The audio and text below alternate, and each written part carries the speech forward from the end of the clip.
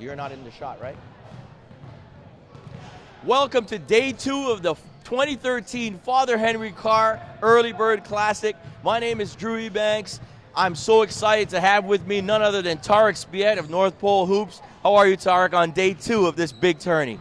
Doing great. Day 2, it's been definitely, the teams have picked it up, different crop of teams, but a little bit more structure, a little bit more intensity, and also the games were much closer. The results, as you'll talk about in a second, all came down to the wire, pretty close games overall. Now, there were 3 games earlier. You mentioned again that the games were tight, a little bit tighter than yesterday in day 1. Quickly go over the 3 games that went on and what you see so far and who you're looking forward to seeing later on. I'm just going to talk about quickly some of the top performers. We just finished a tight game between Vaughn and JC Richardson. Vaughn took that win by 2. But Marcus Audie was sensational in there, showed the ability to really attack the gaps and finish in traffic. Khalif Young was up and down for Vaughn, but Jawara Pedikin stepped on. Fauzi Muhammad hit a big 3 at the end of that.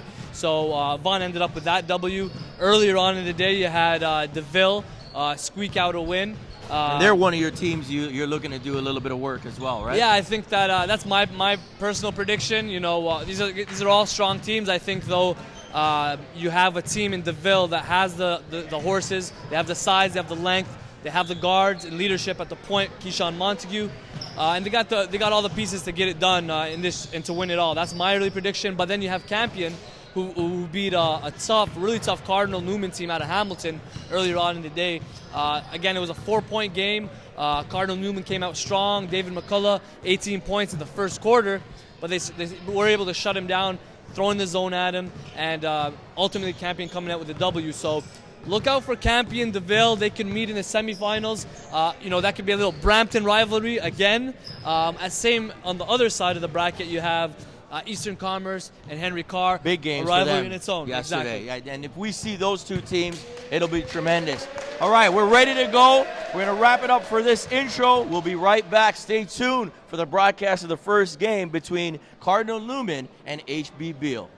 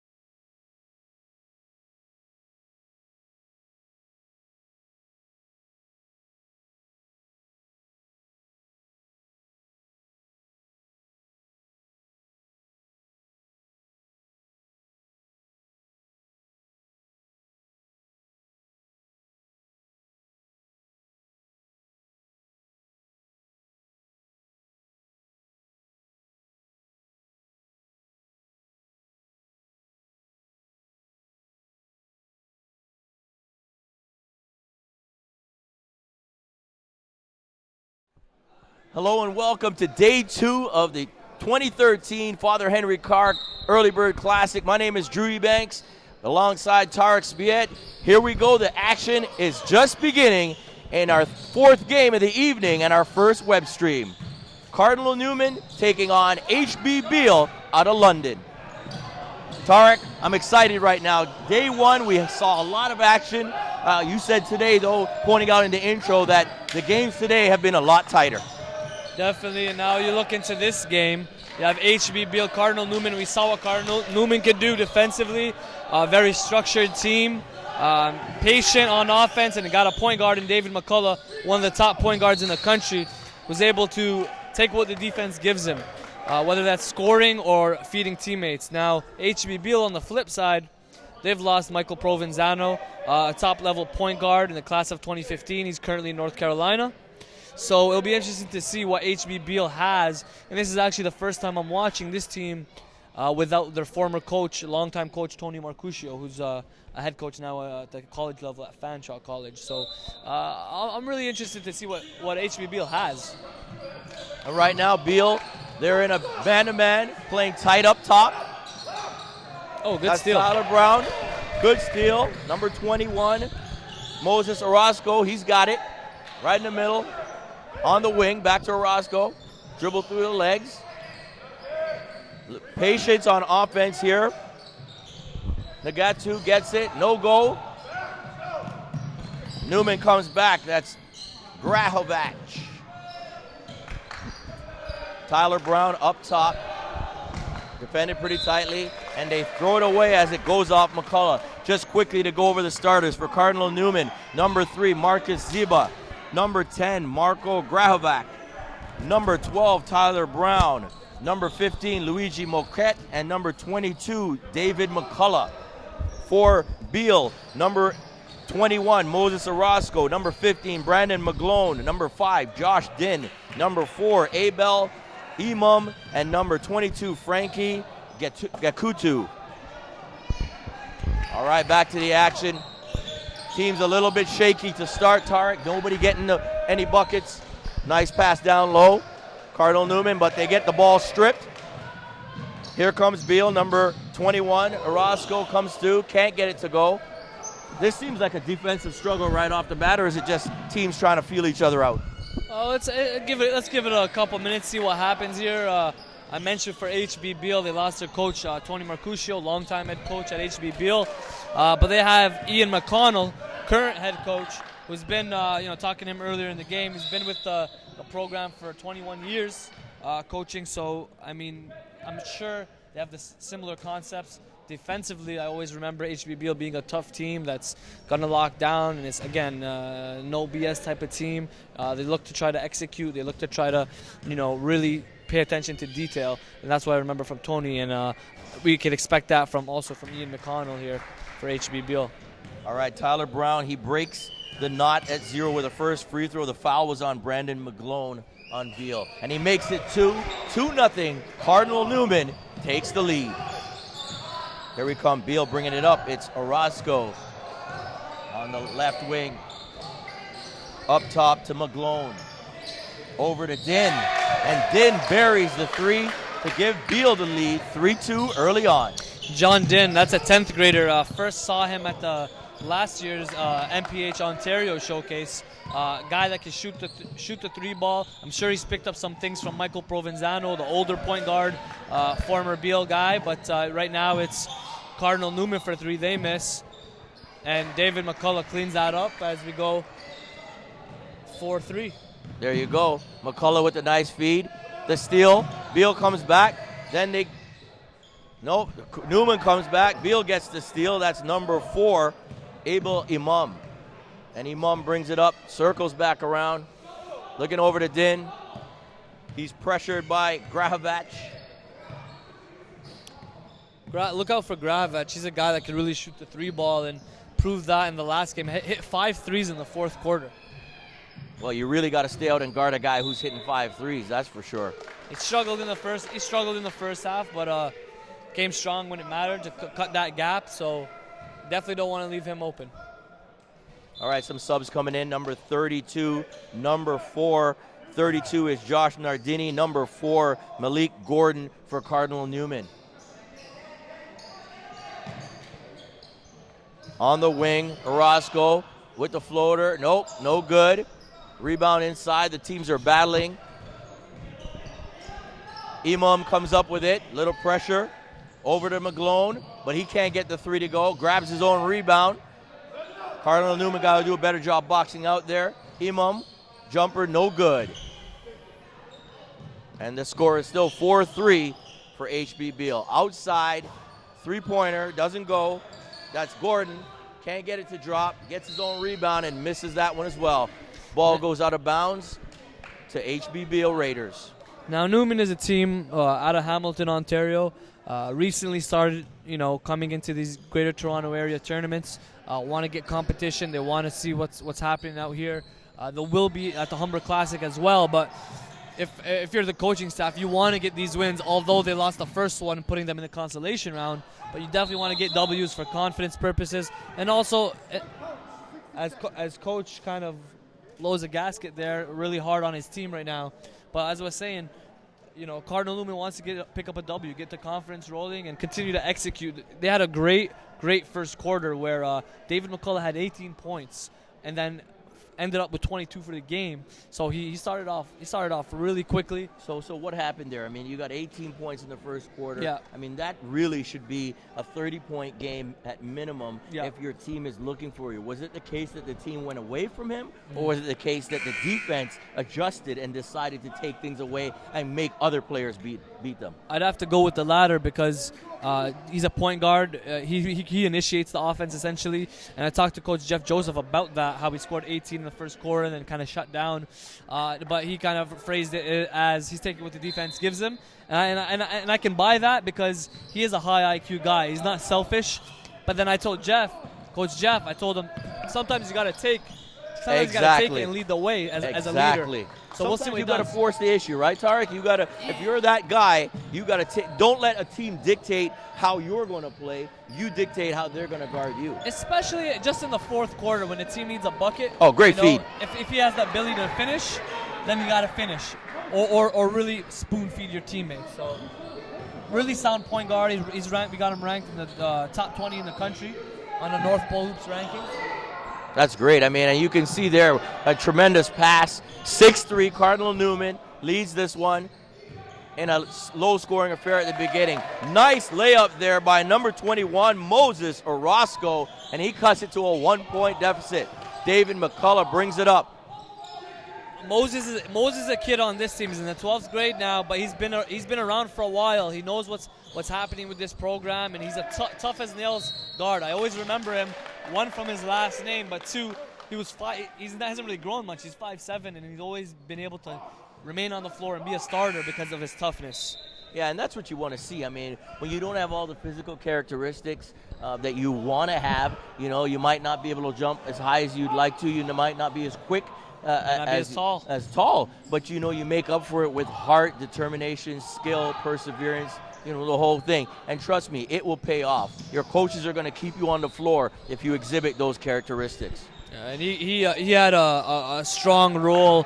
Orozco, I'm talking about, for HB Beal. He had a strong role with that team that went to the OFSA championships, and I believe finished fourth. Playing against St. Mike's and the Vaughns. So it was. They were definitely undermanned, but they did well representing London and ending up fourth at OFSA. What those London teams, I mean, I was at OFSA a couple years ago, and I just think that those London teams, there's a lot of talent in that city. It's just a matter of nurturing it. Back in the 80s and 90s, there was a lot of teams out there that really, qualified for OFSA and did well at times. And so you hope that a city like London now, with the NBL Canada team there as well, London Lightning, that's going to spark, I think, more interest. They're getting 8,000 in a game in London. They're doing some serious things right over there, Tarek. Yeah, one thing that's for sure, and it's no secret, is that they got a great basketball culture out there. Everyone kind of supports, whether that's hockey. And I was very shocked. I went to a game, had a chance to sit courtside because I have some family out there that are involved with the game. And it had that feeling where it was... It's almost NBA. I mean, honestly, close. The arena is it's special. Great environment and good entertainment too, So they're definitely going to spark some more interest in the game out in London. So I wish. I mean, I think Vibrant city. the NBA, exactly, very vibrant city. I think the NBL Canada really has to capitalize on the fact that the quality of play in the league is higher than I think a lot of people even understand. I mean, you got high flyers in the league. The talent is there, and I think they're having good affiliations with some of these rep teams and these club teams and probably high school teams as well. I think it's just going to keep on growing the sport of basketball in this country. Absolutely, and right on that, Josh Dim scores again, goes straight to the bucket, and HB Beal takes the 7-6 lead. So, again, another kid, we're talking about lack of size. He's about 5'6", but he's a 10th grader. Another tough kid that's not going to back down from competition, and he doesn't look out of place right now at the senior level. And you don't see that a lot, but, you got to take the toughness when you get it. That was Zeba. He scores 2 there, giving Newman the 8-7 lead. Everybody playing tight defense. Oh, timeout. Looks like Beal looking for a timeout, but his team scores before that happens as number 4, Abel Iman, gets it to drop. Wow. And Cardinal Newman, 33 seconds left. Oh, a steal here.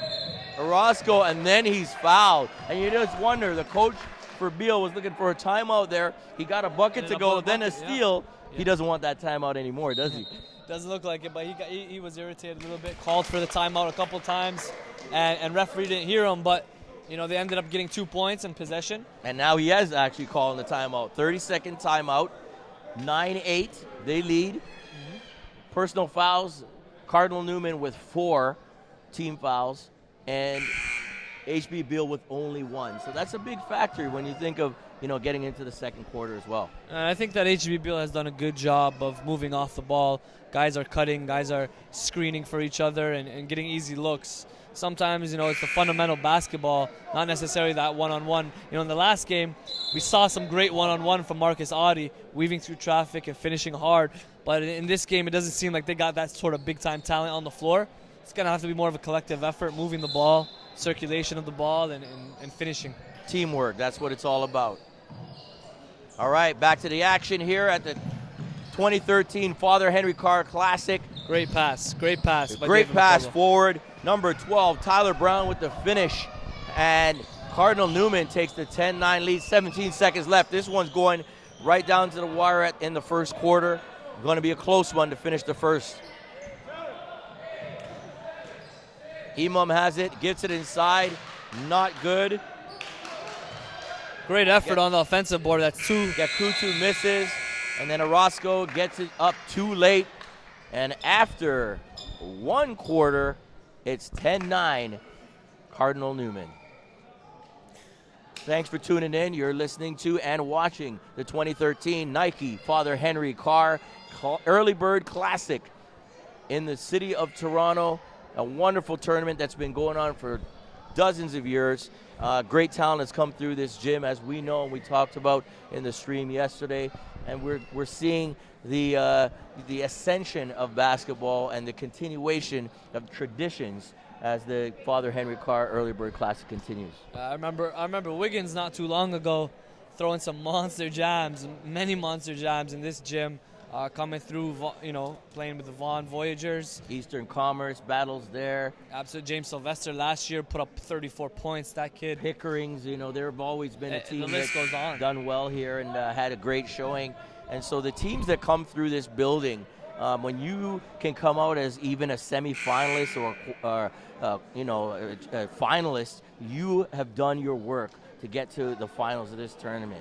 I remember one, you mentioned Pickering. I remember one kid, Rob Gagliardi, at the time in high school, he lit it up for like 30 plus. Tremendous player. An unbelievable, he had an unbelievable game that kind of, it's used as an environment, as a platform to get to the next level.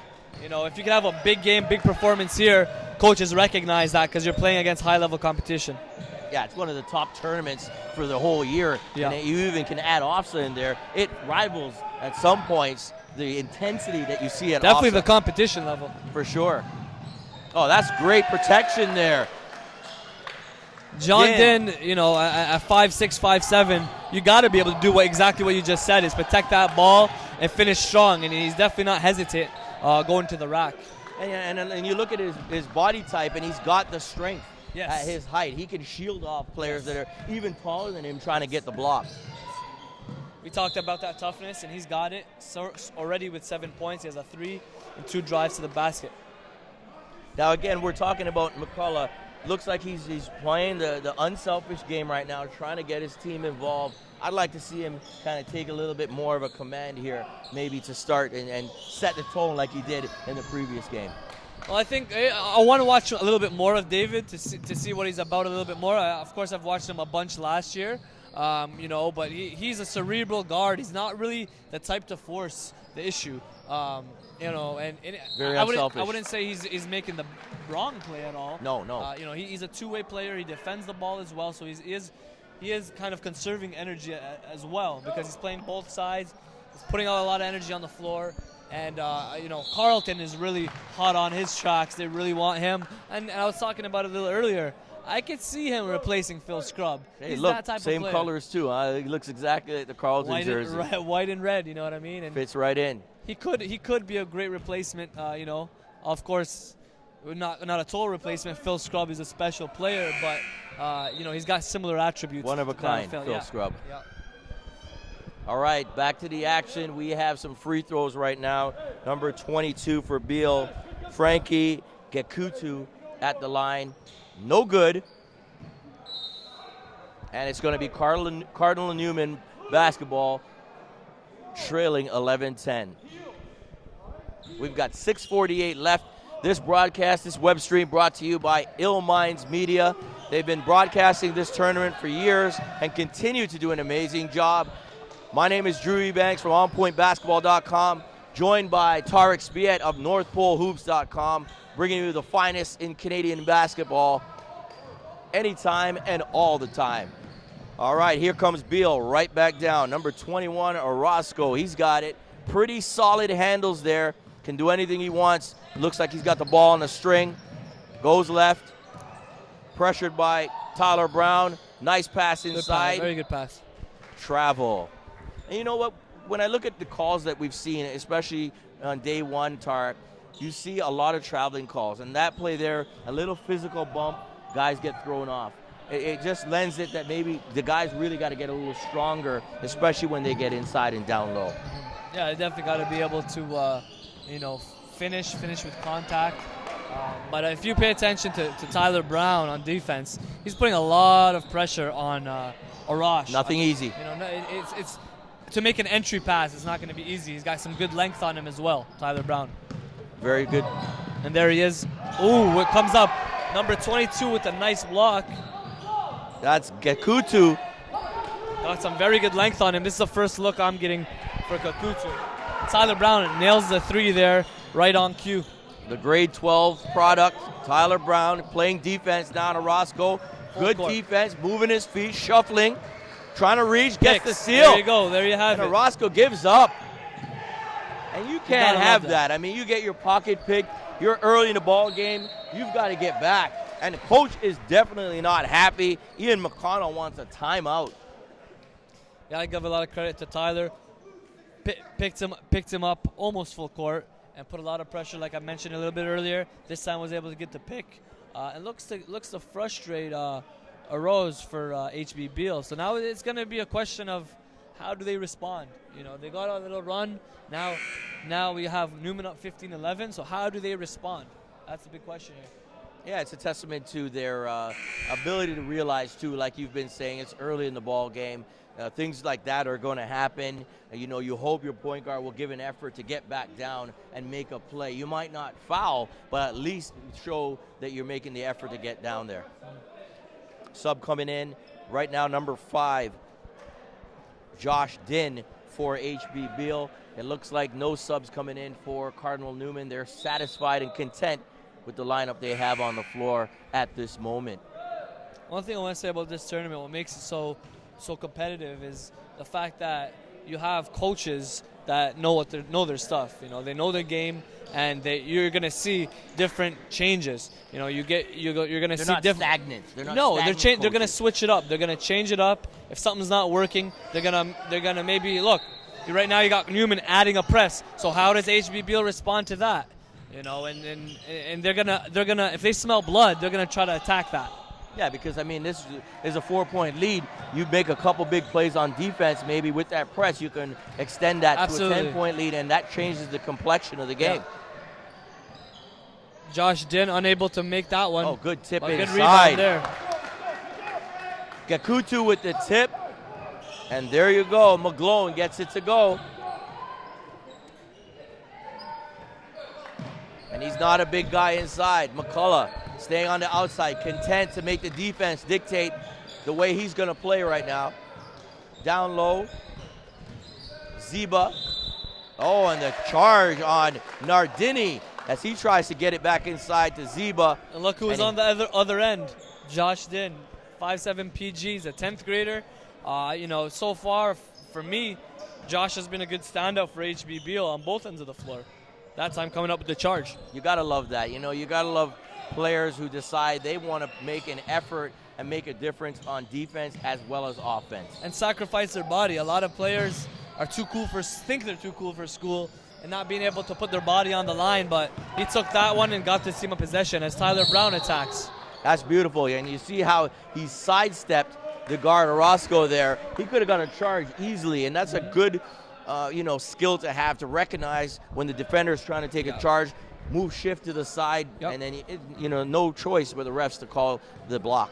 Yeah, they call that the Euro step, which pretty much Manu Ginobili, when he brought that to the NBA, it changed everything. I mean, coaches at the grassroots level are teaching the Euro step. You're seeing a lot, sometimes not used effectively, but in that case, Tyler Brown got to the rack, avoided the contact, avoided the charge, and got to the line. Imagine if you're super athletic, and on top of your athleticism, you have a wide leg span where you can cover a lot of ground with that Euro step. It's deadly. How do you stop that? Especially in transition. How do you stop it? I mean, you got to utilize any of these new techniques that are out there, these new moves, and work on them until you get it. Yep. And you get it right. Back to the action here. Cardinal Newman up 17-13. Beal gets it inside, and there you have it. Gakutu, a little bit of a struggle on the first attempt, but he didn't give up, caught it back and went right back inside and cuts the lead to 17-15 for Cardinal Newman. Now, if you take a look, both teams don't have great size. So Gakutu at 6'4", he's able to be productive inside for them, for HB Beal. Now look, make sure we monitor that against a team like Duville, who's got much more size, much more athleticism.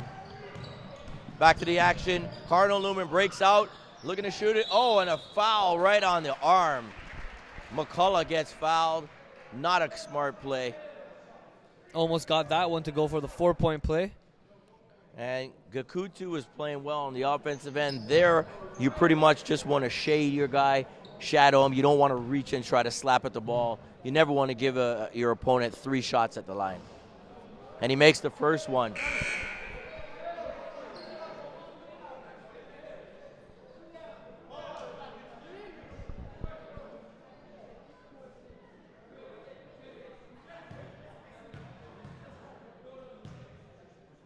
Here comes number 2. No good.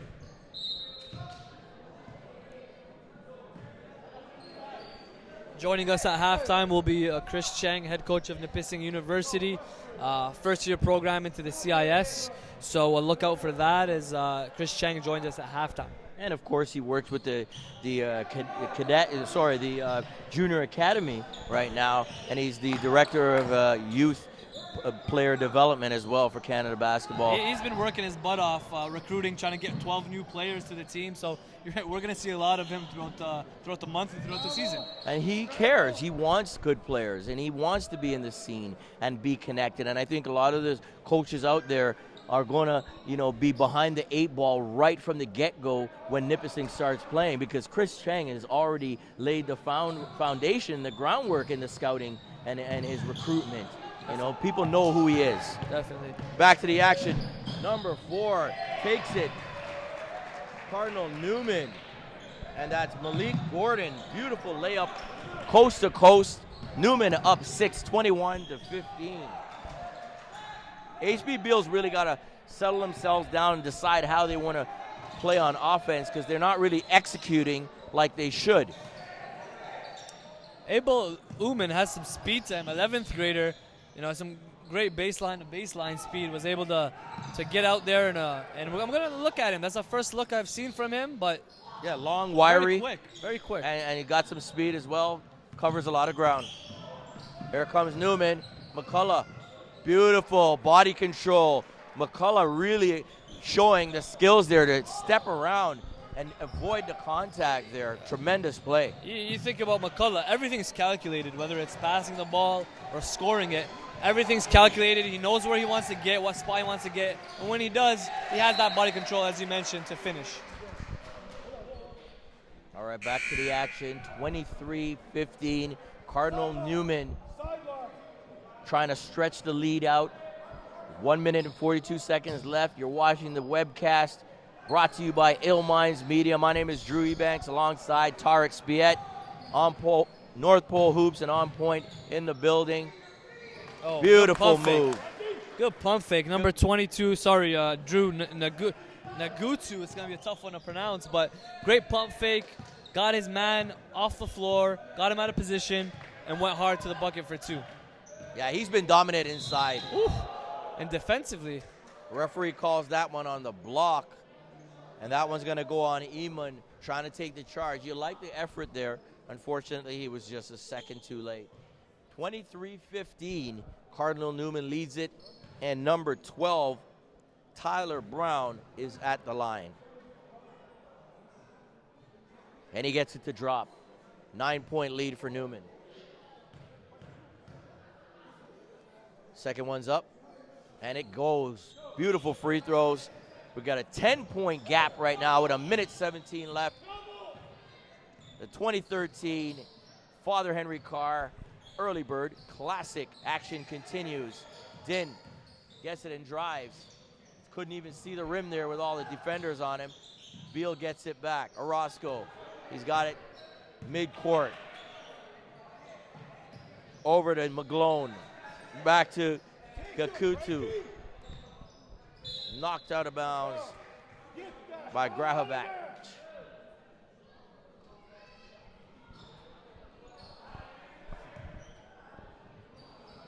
HB Beal needs something here, Tarek. I mean, they've been scoreless in the last several minutes. They got to get a bucket. A lot of their buckets have come off of broken plays where they've managed to get the ball. Now a three-pointer, not Josh Din, sorry. But nevertheless, HB Beal misses the 3. That was McGlone. It hasn't been great possessions down on HB Beal's end. Not at all. Shot is no good by Gordon, and the tie-up foul called on number 5, Josh Din, for Beal. McCullough on the inbounds for Newman. Here comes the play. Gordon. Brown. Din's got him. Little pressure. Almost a foul there. Shakes him off there pretty easily.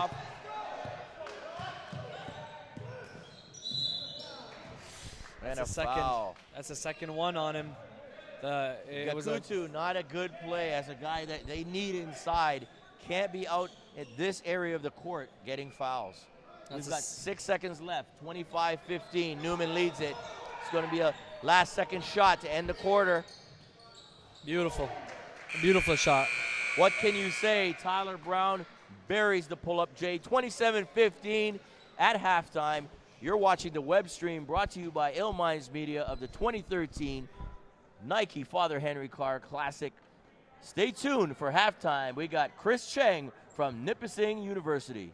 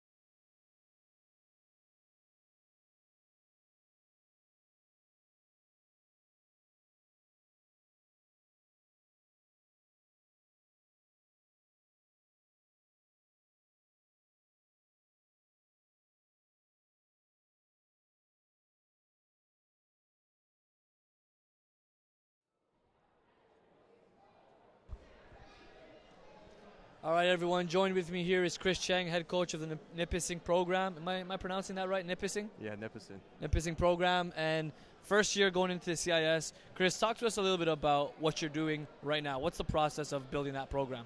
Well, it's a really exciting time for me and my family to go to North Bay, which is about 3 hours away from Toronto. People make the misconception that it's in Thunder Bay, and it's about 9 hours. We're only 3 hours away from Toronto. And we're really building a program there, starting from scratch. Anytime you start something from scratch is always exciting.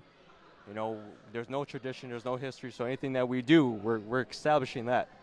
And for me, in my background, I always had a background where any coaching experience that I had was always starting from scratch. You know, with now a junior academy with Canada Basketball, Team Ontario, how my staff and I revamped that program, and now taking the leadership role and, you know, creating a new program in Nipissing University, where a men's basketball program. So it's definitely an exciting time for me and my family. I'm excited. I think our future student athletes, whoever commits to our program, are going to be excited, and they're going to be a part of something really special. Now, I had the opportunity to follow you and track your progress. You know, I tracked the progress of players, but also coaches, and been able to see you in different environments. And one thing that I know about you is you're a competitor. You know, and whether that's on the recruiting side of things, whether that's on in the actual game. Now, what is going to be able to how are you going to be able to distinguish yourself, not only as a coach but as a program in the CIS? I think most important is our academics. We're at A+ with our professor to student ratio. We're about 1 to 35. We have great academic programs, great professors who are there full time. That's the academic piece. I think the athletic piece is that we have a brand new facility. We have an athletic director and his support staff that are driven, that are extremely competitive, just as I am. I don't know if they're more competitive than I am, but there's a competition right there. they're definitely competitive, and we want to build a program. And the biggest thing is for the student athletes that they got to believe in me. They got to believe in me as their head coach for the next 5 years, and that I'm able to take them to beyond their potential and beyond the potential that what we have in mind for our program. Finally, wrap things up as you have 30 seconds left. Yep. Talk a little bit about the community support you have in there. I know that whatever happens out in Nipissing, I'm hearing about it. Yeah, and that's because of the different media outlets and Yeah. different communities. We're talking about that. It's a great support. I've yet to pay for a meal anywhere I've gone, so that's always good. Hopefully that doesn't stop. But the support's been great with the community. They always wanted a basketball program. They wanted this for a long time. They're so supportive of me because of my background, my history. To them, I'm just happy to be there. It's a real privilege and honor for me. But the support's been overwhelming, but it's been great. And it's only going to get better. Chris, thank you for your time. That's Chris Chang, head coach of Nipissing. Look out for those guys, the Lakers. Maybe not Showtime, but we'll see CIS this season. Thanks, I appreciate it. Thank Thanks. you. For sure.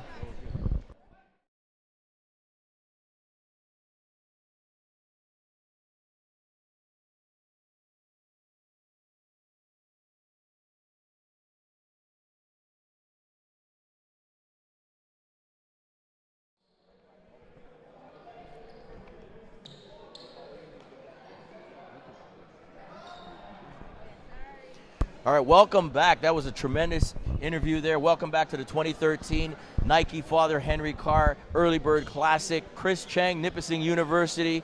Great to have him on board for their team. I'm sure they're looking forward to all the connections and all the teachings he's going to bring to the program. Back to action, second half, 27-15. Cardinal Newman with the lead over HB Beal. Tarek, just give us a little recap of who did what in the first half and what we're looking forward to in the second half. Yeah, the offense on HB Beal's end, the offense wasn't too sharp, you know. But also you got to give credit to Cardinal Newman.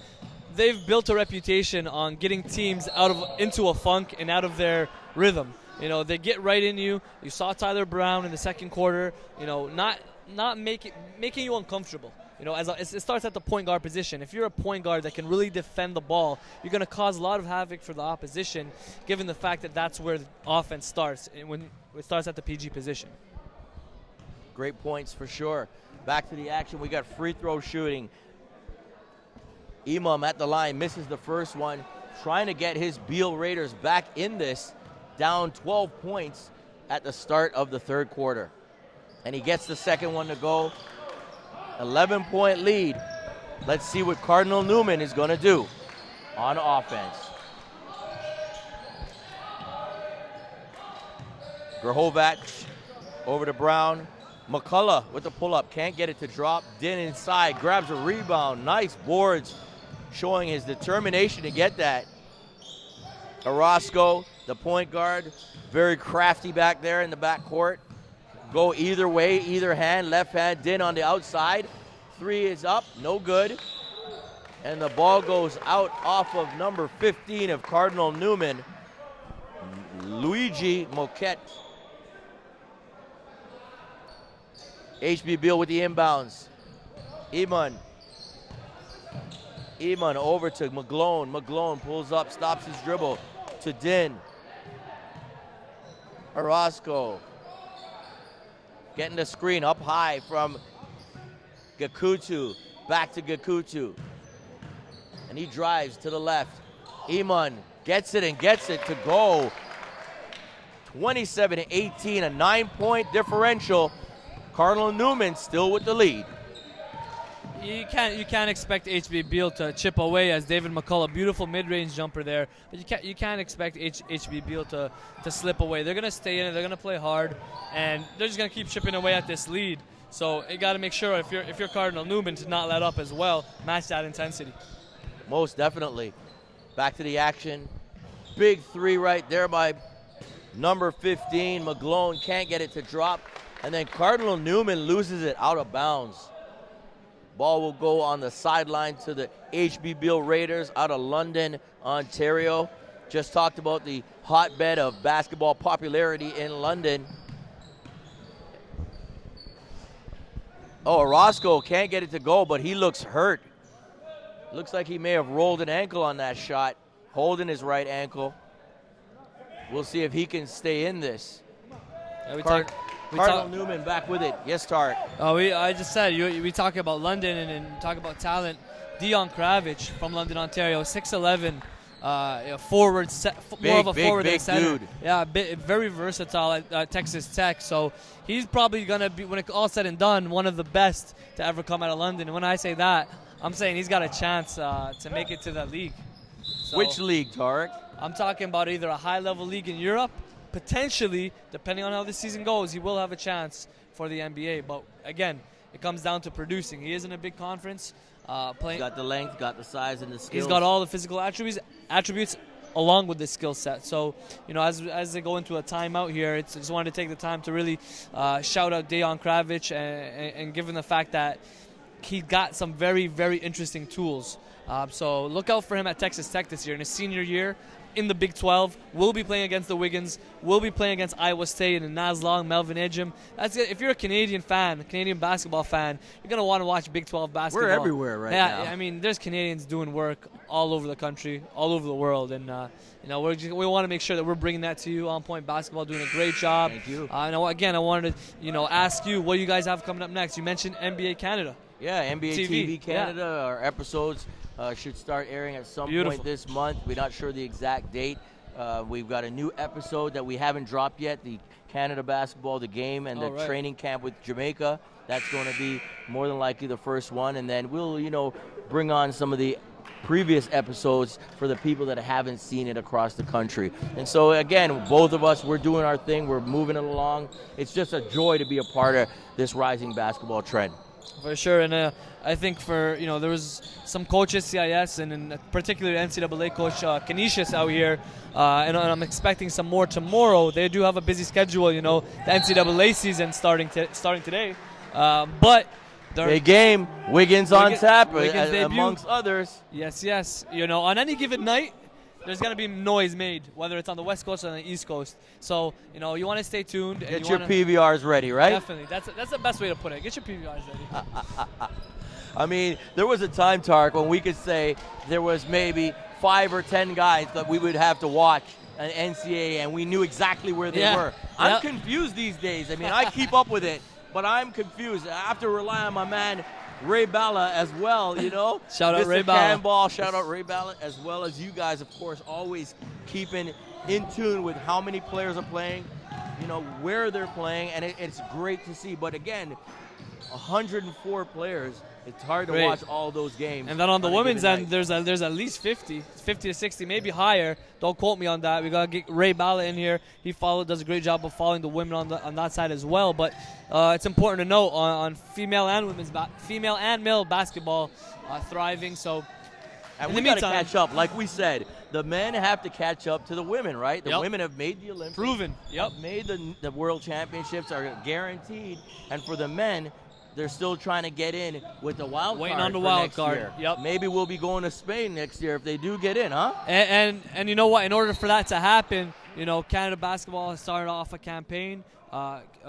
Canada for sorry, I gotta remember that Can hashtag. for Spain 2014. Can for Spain 20. That's it. So if you're out there listening to the stream, let Your voice FIBA be know. It's at FIBA. Let them know that you want Canada to qualify next year for the men's World Championships and hope to see some of Canada's brightest stars. And what did we say? Can for Spain 2014? Can for the number 4, number Spain 4. 2014. And the cool thing about that is most of the time the spectators can't really make a difference. In this case, if we can build enough energy, and that means the players, that means the fans, that means the community, then it can actually make a difference when it comes to FIBA coming down to that decision. Yeah, and Canada qualifying, unfortunately they didn't on the floor, but may be able to do it through the wild card. Canada not qualifying is going to give another shot at the arm if they can get that wild card position. It's going to grow the game of basketball even more. If you can see, maybe potentially guys like Anthony Bennett, Andrew Wiggins, Who's maybe struggling, by the way, Anthony Bennett. he is a bit. The Tyler Rennises, the Tristan Thompsons. You go on down the line. My guy Andrew Nicholson. Andrew Nicholson, he's going to be a little more composed and understand how the FIBA game is, hopefully. Maybe our dude out of Michigan, Mr. Stauskas. Yep. If you can see those guys playing against guys like LeBron James and Kevin Durant, it's going to be a tremendous to that opportunity to see Canadians at that stage. 2014 in Spain, I know if they're in, I'm there. No doubt, and same way here. But in the meantime, we're watching that next generation, that next crop of guys at the high school level that are trying to make their mark in the world of basketball. The next guy, the next coming up, the next Wiggins, the next Bennett, they're all seeing what's happening right now, and they all want to be a part of that. And the truth of the matter is, with an exception of Wiggins, at as young of an age as 9th grade, 10th grade, and in high school, not many people thought Anthony Bennett would be in the NBA. So you never know. When you work hard, and you have, you're blessed with Anthony Bennett with the physical tools. Right. But there are guys in this tournament that are blessed. Talk about a Marcus Audie, the most athletic player in the country. I can say that confidently. There you have it. Marcus Audie,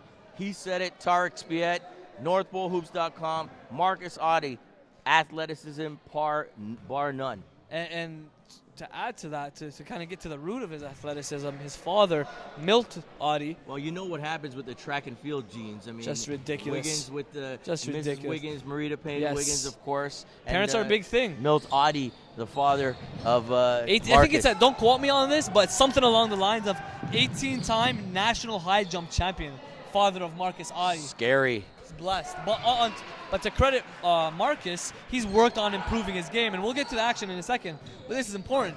Marcus has really improved his game. He's improved his jumper. The stroke is looking smooth, and he's now become that much more dangerous on the perimeter as well as on the with his slashing ability. Now, you talk about Marcus Audie. What did he do over the summer? What was he involved in? I'm sure you guys saw him a few times. We saw him a ton. Between myself and my colleague and brother Elias, we got to see him over the summer in Orlando. He's playing with Yace, and we've seen him prove it at the highest of levels. He's played with the cadet Team Canada national team. Yes, most definitely. And his athleticism alone makes him very unique as a player. But when you add his progress when it comes to his shooting ability, he's added a step back jumper, and everything is explosive. Every movement that he does, carrying the ball up the court, is explosive. That's something that any basketball person watching the game, it's very clear. When he has that ball, he moves so fluidly, and it's very different from a lot of players. So now you add his skill set, and hey, sky's the limit for Marcus. Well, the fruit doesn't fall too far from the tree. As we mentioned, Milt Audie, I grew up watching him in the track and field game, and then his son now coming up doing it in the basketball game. And as I look through the crowd, I think I saw earlier Master T. Yes. And Master T's son, Yes. Member Khalif is a member of the Cadets, huge player. And just to see a guy like Master T, it shows you what's happening. You have the convergence of worlds. All the players and the people that I played with, a lot of them have young players growing up now in the game, and it's fantastic to see the parents involved and right there supporting their kids. And you know, look at Master T, legend in the world of Canadian music broadcasting. Yep. I've seen him several times this summer. I had to go up the first time I saw him and shake his hand and say, hey man, it's been a while, glad you're back in the scene. No doubt. And Khalif Young, he's 6'8", he's an 11th grader. He's got some work to do as far as refining his skill set. Time is on his side. We talked about it yesterday. If you're a high school prospect watching the stream, time is on your side, but you got to make sure that you're making the most out of your time. Every day you're making progress, and then as you build that progress daily, you make that yearly progress, and that is your resume. That's what you have to offer to a college program. All right, back to the action. Third quarter. Beautiful pass. Still Cardinal Newman moving it, and there's Young in the corner, and he gets it over to Nardini. That was Tyler Brown on the feed. Beautiful right-handed cross, almost a cross-court pass. Size man, three-point land, got it to go. But Tyler Brown's a guy that he's kind of earning his stripes. Last year he earned it. This team made it to the bronze medal of OFSA. But you talk about a guy like Tyler Brown who, yeah, he lacks size at the point guard position. He's about 5'8", maybe 5'9", maybe a little bit taller. But for me personally, when it comes to the point guard position, you know, yes, you lack height, but if you can defend your position, I think that goes a long way. That's hard, right? If you can defend your position, as far as talking about basketball at the next level, playing college ball, I think coaches are comfortable with small guards if they can defend their position at the point, and that's the most important thing. And a lot of players that I've seen personally, Canadian players playing in the NCAA or the CIS, they're not getting minutes on the floor because they cannot defend. So you gotta have a guy like Tyler Brown as far as the next level is concerned. And it's not like you're taking a risk, because if you can defend and then do what he's doing offensively, then you're setting icing yourself on the up. cake. Exactly, you're setting yourself up to be a recruitable player and a guy that some coaches might not want to take a risk on, but others, as far as evaluation is concerned, every coach looks at a player differently. And that's the beauty of basketball, is everyone sees different things. But one thing is for sure, Tyler Brown's a guy that can defend his position, and as we've seen in this game. All right, back to the action. After three quarters, it's 40-24. Cardinal Newman with the lead. HB Beal is going to have to really step it up here, Tarek, in order to get back in and make this respectable. It's 16-point differential right now. They just don't seem to have the energy to get back in this. And there's a turnover right there. Beautiful spin. Brown with that was pretty. Man, that was tremendous. And same guy we're talking about, Tyler Brown. He's kind of earlier game. It was David McCullough that was really setting the tone, really getting things done. Tyler Brown is really taking this game and using it as a stage to showcase his skills. Tremendous skills, and you can see his skills on defense. You were just speaking a couple moments earlier about being able to guard your position, and he's certainly a guy that's looking to take pride in his defense. It's so key. You have the head of the cobra pretty much at the point guard position, but if you could take off that head, rip it off, and in other words, you got Tyler Brown defending the point guard spot, then the other team's going to be in a lot of trouble. Making it tough. Ooh, splits the defense. Oraz with a nice move. No good, though. No good. And Imam picks it back up. Over to Orozco. He's trying to probe, but can't see no daylight on the baseline. The defense for Cardinal Newman has just been something special. Oh, great split, though. Again. Still puts it up, but just a little bit too weak. He couldn't get the shot up. And here comes McCullough with his head up. Down the floor. Nardini. Oh, and the charge. Great charge take right there. That looks like McGlone, who stood in there and sacrificed his body. Sub coming in for HB Beal. Gakutu. One thing I like about this Cardinal Newman team is you mentioned they're not really giving them a chance. And what makes them very interesting is their collective defense. They move. It's like they're moving on a string. They all move in sequence, whether it's man-to-man or zone. If it's a man-to-man, they're covering if a player gets beat. They are ready to help each other out, and it's very team concept based. And there they have the steal. 32. Oh, nice Who's that? layup. That was number 32, Josh Nardini, and he's been making a couple good plays. He made the steal on one possession, and now he gets the layup to go. And HB Beal's head coach, Ian McConnell, wants his team inside. Not happy with a 20-piecing he's taking right now. Tarek, I mean, what more can you say? You pointed it out. Cardinal Newman playing a team defense very, very well right now. It's tough if you're HB Beal and you're Coach McConnell. You're kind of in a transition period. Last year they didn't really have a season with the public school, work to rule. But you're in a tough situation because you're rebuilding. You lose Michael Provenzano, the top point guard, one of the top point guards in the country. So right now what you have is a bunch of young pieces that are trying to grow together, and this is the growing pains right here.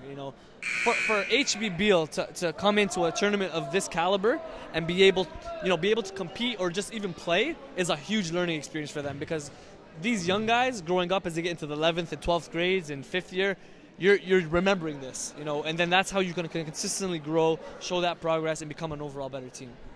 Tremendous points there. All right, back to the action. Teams are coming on the floor. Cardinal Newman, number 32, number 22, number 12, number 3, and number 15. For HB Beal, it's number 15, number 21, number 22, number 4, number 5. 6 minutes and 8 seconds left. You're listening to the webcast brought to you by Ill Minds Media, On Point Basketball, and North Pole Hoops at the 2013 Nike Father Henry Carr Early Bird Classic.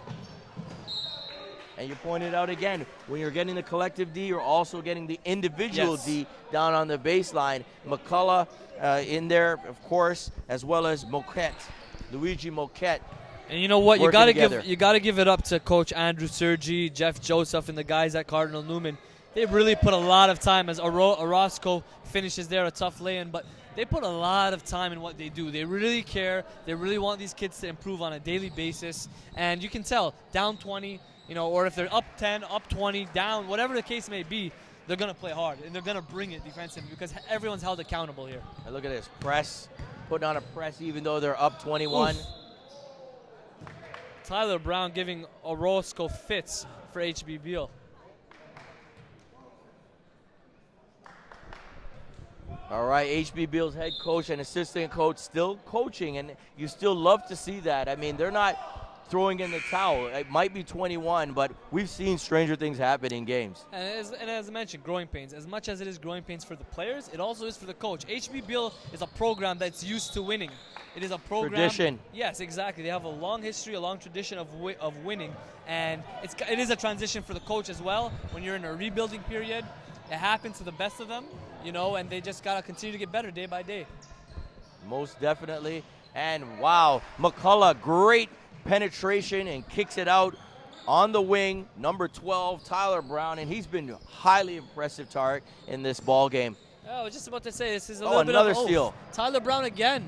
Been a little bit of a coming out party for Tyler. Again on a big stage. Now they're playing a young, inexperienced HB Beal team, but let's keep tabs on Tyler as this tournament progresses. We want to see what he can do against the stronger teams, not just as this tournament progresses, but throughout this season. I'd like to see number 21, Jesse Orozco, coming off, Moses Orozco, that is, coming off. I'd like to see him use that off arm a little more. If I was coaching him, I'd tell him, use that off arm, especially when you have a speedy defender on you. Protect the ball, shield yourself from that defender, and that is always a solution. Maybe crab dribble down when you're against a defender that's going to force you with a little pressure. Turn your body a little more to the side instead of a flat dribbling stance. You want to be a little sideways, and that way you have that off arm out there to protect you. And it's easier said than done with this type of defense as David McCullough shoots and hits the three-point. For you to have the ability to shoot from the point guard spot or from the 1 or the 2, it's just fundamental basketball. If you're able to shoot the ball, pass the ball, you're going to be a threat. Yeah, look at a guy like Kevin Pangos or a Steve Nash. They're such great shooters that it allows them, it negates their lack of athleticism. Because what happens is when you can shoot the ball so well, all of a sudden you're a threat. Meaning if you make a little bit of a pump fake or a little bit of a flinch, guys are going to get off their feet. or gotta get him out of position to attack that D. So, and the reason I bring that up obviously is because David McCullough and guys like Tyler Brown who have the ability to shoot the three ball with efficiency. Yeah, McCullough's been very impressive.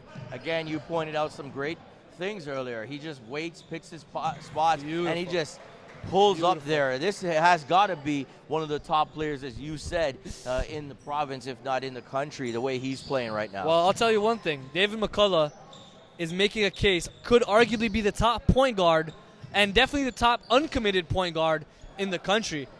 That's Not just amazing. from this game, but the game prior to this, had 18 in the first quarter, and the kid is just cerebral. He's very effective in what he does, and we just had the score table say he's really good, you know? Yeah, very good. I like that. You see our scorekeepers here are very in tune with the game. They're helping us out, giving us stats every 3 to 5 minutes. Hooking it and up. They got everything going on. Much thanks to the Henry Carr.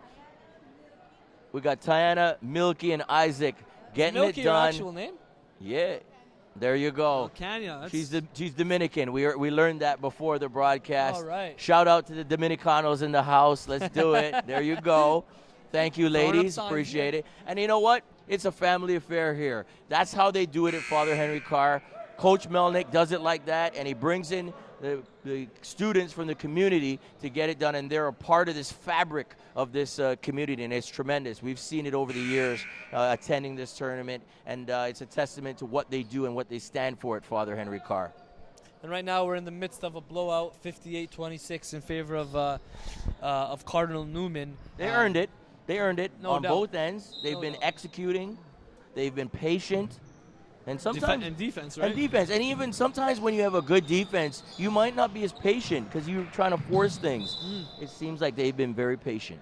And right now what's happening is, you know, the coaching staff is giving the younger group, looks like a new player I haven't seen yet on the floor, number 55. Yeah, for sub Cardinal in Newman. right now. He's got some length right there, 55. We don't even have his name. He's not even on the roster. on the roster. He But could be a junior. He looks maybe like a coming younger up. guy, but Probably he a got some junior. size to him, some length, and gives a good opportunity for these younger guys to get that experience. Junior maybe coming up for the tournament.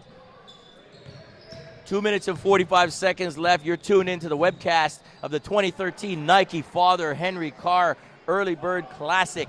And looks like Mr. Elias Spiet. Is he here yet? Is Brother he from here? the same mother. He just walked in. I can't miss the. Do you hear the crowd? Do you hear the I crowd right hear now? the crowd. Everybody's cheering. I see the shiny skull glaring right at us. All you hear is, yes, can I get your autograph? So he's coming from the Junior Vaughn Classic, where he's getting a chance to look at the top 2017s, some of the 27. and 2018s as well.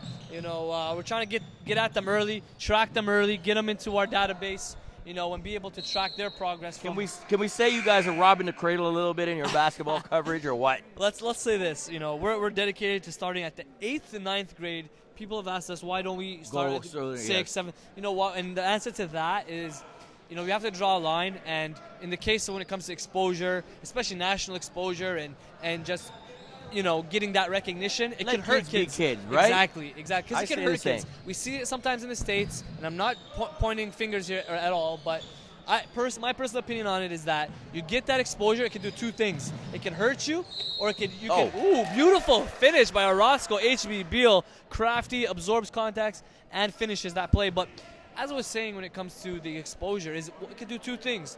It can really hurt you, especially at a young age, get to your head, and then get you complacent when it comes to your work ethic.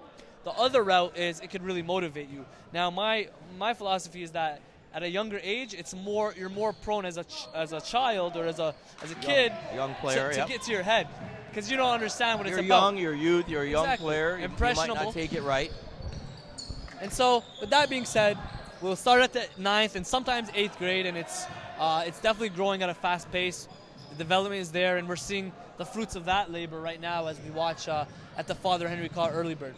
You know, I've been Nice asked finish. as well. I've been approached about covering some younger players, and I like to let kids be kids. There will be plenty of time to get your exposure out there. I think they want to have fun, not too serious early on in their career. Yeah, they just gotta earn their stripes before it gets too Ooh, beautiful. wow. Man. That is the play I've seen. That is the play of the Sorry, you tournament interrupted so me there. far, and I haven't been here for all the games. Yeah. That's my play of the tournament.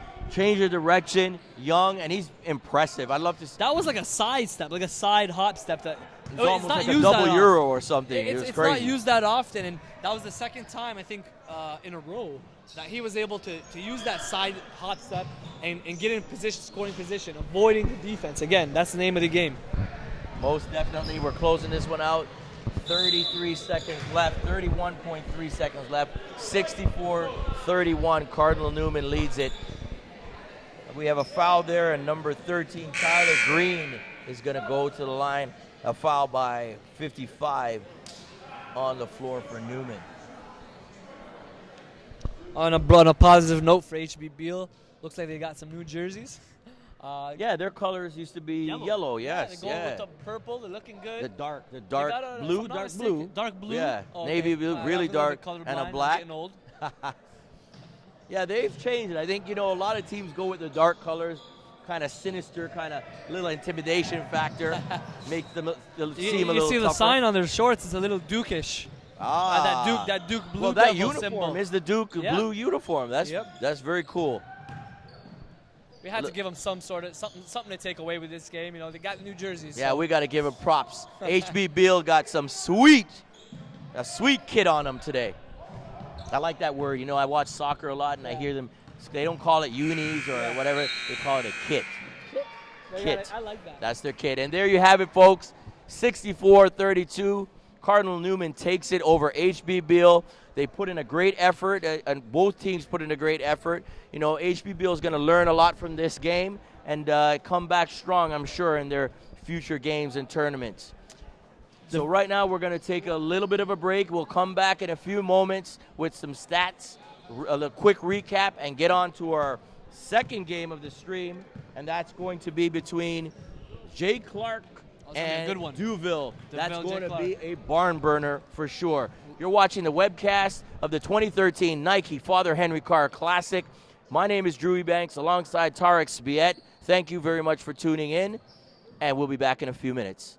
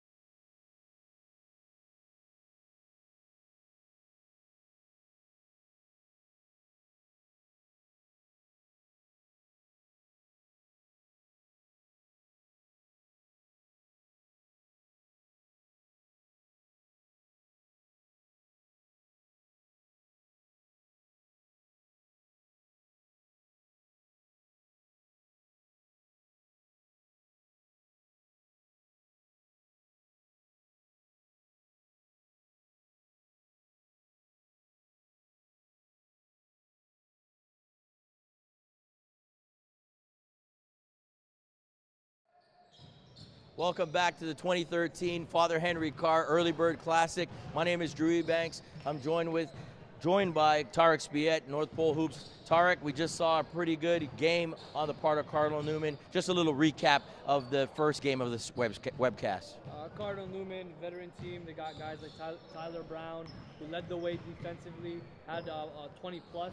David McCullough added an 18. So just a lot more talent, a lot more experience on Cardinal Newman. Blew HB Beal out in that game, and I think Tyler Brown kind of made a statement as far as, saying he's here. We want to see how he does in the next game and how he progresses throughout the season. We know about David McCullough, one of the top point guards in the country, but again, Tyler Brown really showed out. 28 points plus the high-level defense on top of that. All right, now moving on to this game, the second last game of the night. Duville, Clarke, Richardson. Let the people know what we have in store in this barn burner, I'm sure. So you got a lot of excitement, a lot of athleticism on both teams. And when I say that word athleticism, I'll start with Marcus Adi. You got a guy that is the best athlete in the country, son of Milt Adi, 18-time national high jump champion.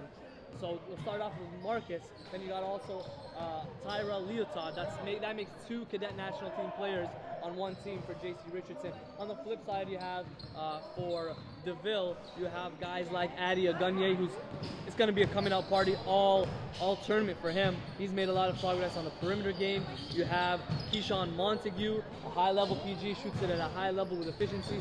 Transfer Damian Prehay, another 6'5" athlete, can really run the floor as well. High motor. Oh, wow. So it looks like my mic was off, but we're back in action here. I was talking about JC Richardson, and I'll recap it once again. Marcus Adi, big-time athlete, son of Milt Adi, 18-time national high jump champ. And that they have Tyrell Leotard, Marcus Adi at JC Richardson, 2 cadet national team players. On the flip side, on Duville, you have guys like Adi Agunye, who is coming of his own right now, is improved his perimeter shooting. He's improved his perimeter game overall. Keyshawn Montague, a point guard, shoots it with efficiency at a high level. And then Damian Prehay, I mentioned earlier, he's a transfer from Bramalea to Duville. 6'5", athletic, runs the floor, had a big 2-hand jam in the earlier game. And you just got a lot of bodies that can, active bodies, live bodies that can really run the floor. It's going to be a real exciting game. Up-tempo, I'm expecting. A lot of athletes running the floor, and it's going to be exciting for the fans, no doubt. What are you looking for in terms of the way these teams are going to play? I mean, you're familiar with Duville, you're familiar with Clarke. How do these styles differ, if they differ at all? 2 well-coached teams. On Duville's end, you have a tactician, I like to call him, Carlo Zafraneri. He does a good job of adjusting to whatever defense that's put on him and his team. So he's able to adjust to the defenses, but also use his guys effectively. Damian Prehay, I mentioned, is a transfer. He's learning a lot from Carlo and his program, learning how to be patient, learning how to develop his skills. So you're gonna expect a style of play that is very diverse, very versatile. They can play up tempo, they can play in the half court. On the flip side, from what I've seen of JC Richardson, is they're spearheaded by 2 of their top players in Marcus Adi and Tyrell Leotard, in the sense that they are going to run up and down the floor. Marcus is going to get that ball and really push this the transition. This is going to be fun. It's going to be fun. We had a big 1-hand jam from him in the last game, but you can see when Marcus hits the floor, he's going up and down the floor with fluidity, and you can see that athleticism in him. And he had the dunk of the year last year, pretty much at the platform. That's a world-famous dunk right there, all over YouTube. Went viral. And I'm looking forward to see him in action. I haven't seen him since I witnessed them practicing for the cadet team, and I think he's a guy who really has a lot of upside and is going to have a lot of looks when it comes to scholarships. Outside of athleticism, he's definitely improved his perimeter game, his actual skill. His shooting stroke looks more fluid, more fundamentally sound. His elbow's in, he's got a high arc, it's looking really good. On top of that, he's adding some, he's been able to create space now too. He's able to hit the step back, he's able to hit the crossover pull up. So this is a guy that could be a high major NCAA prospect when it's all said and done. Currently has offers, but New Mexico State at the top of that list. The Canadian squad, you know what I mean? Canadian U down south. All right, there you have it. Tremendous recap. This guy right here, Tarek Spiet, knows all you need to know. Catch him, NorthPoleHoops.com. Myself, Drew Eubanks, OnPointBasketball.com. We'll be right back to the start of Duville, J. Clarke, Richardson at the 2013 Nike Father Henry Carr Early Bird Classic.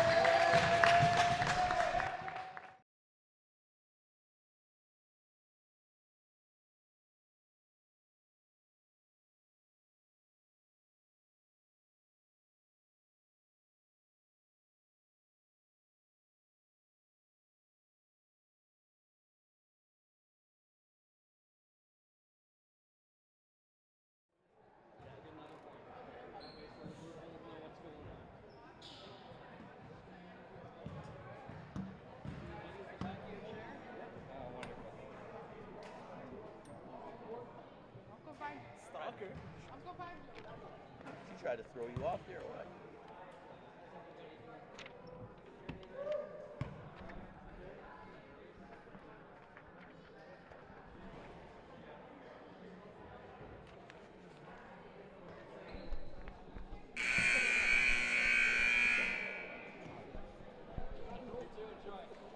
Second time.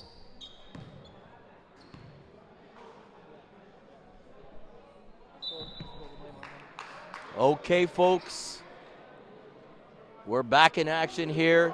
It's the second last game of the evening, and this one right here features some incredible talent in Canadian basketball. J. Clarke, Richardson in the east end of Toronto, facing off against Duville from the west end of the GTA. East versus west is the true meaning of this battle right now. I'm looking so forward to this, Tarek. Let's get it going. Looking at the starting lineups for Duville, Keyshawn Montague at the point guard position, Christian Gold, we never mentioned him yet, but sniper, can definitely hit that three, and that's his specialty. All right, I'll just go over the starting lineups quickly for St. Marguerite Duville. We have Keyshawn Montague, number 10, Damian Prehay, number 22, Adi Agunye, number 25, Christian Gould, as you mentioned, number 33, and number 45, Ovi Iamaro. For J. Clarke Richardson, the starters, number 2, Marcus Adi, number 3, Terrell Caesar, number 4, Matthew McHale, number 15, Terrell Leotard, and number 32, Josiah Chen. Let's go. We have action and we have liftoff. The 2013 Nike Father Henry Carr Early Bird Classic. Drew Eubanks, Tarek Spiet with the call. Wow. Wide open layup Easy right layup. there. You've That's got to too get easy. back. That's way too easy. If your Carlos off, you're definitely not impressed with that to start off the game, but definitely don't expect it throughout this whole 4 quarters. And that was Caesar, Terrell Caesar, going all the way down and scoring. I like that feed inside, but just missed, just lost it. Damian Prehay couldn't hold on to it. You can see the athleticism on this court at all positions, Tarek. Yep. Everybody can put it on the floor and get it done. Just missed inside by J. Clarke's number 32, Josiah Chen. But there's a foul on Duville Panthers, sending J. Clarke to the line. And that's Terrell Leotard. He's going to go for 2 free throws. Tyrell Leotard, we talked about it in the preview here. Tyrell Leotard is a cadet national team member. 6'4", length, athleticism, creative on the perimeter, and is a guy that is only in grade 11.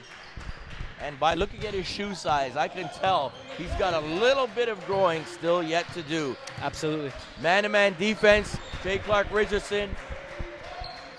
As you said, Marcus Adi moves very fluently, whether it's on offense or defense. The sharpshooter misses that one right there.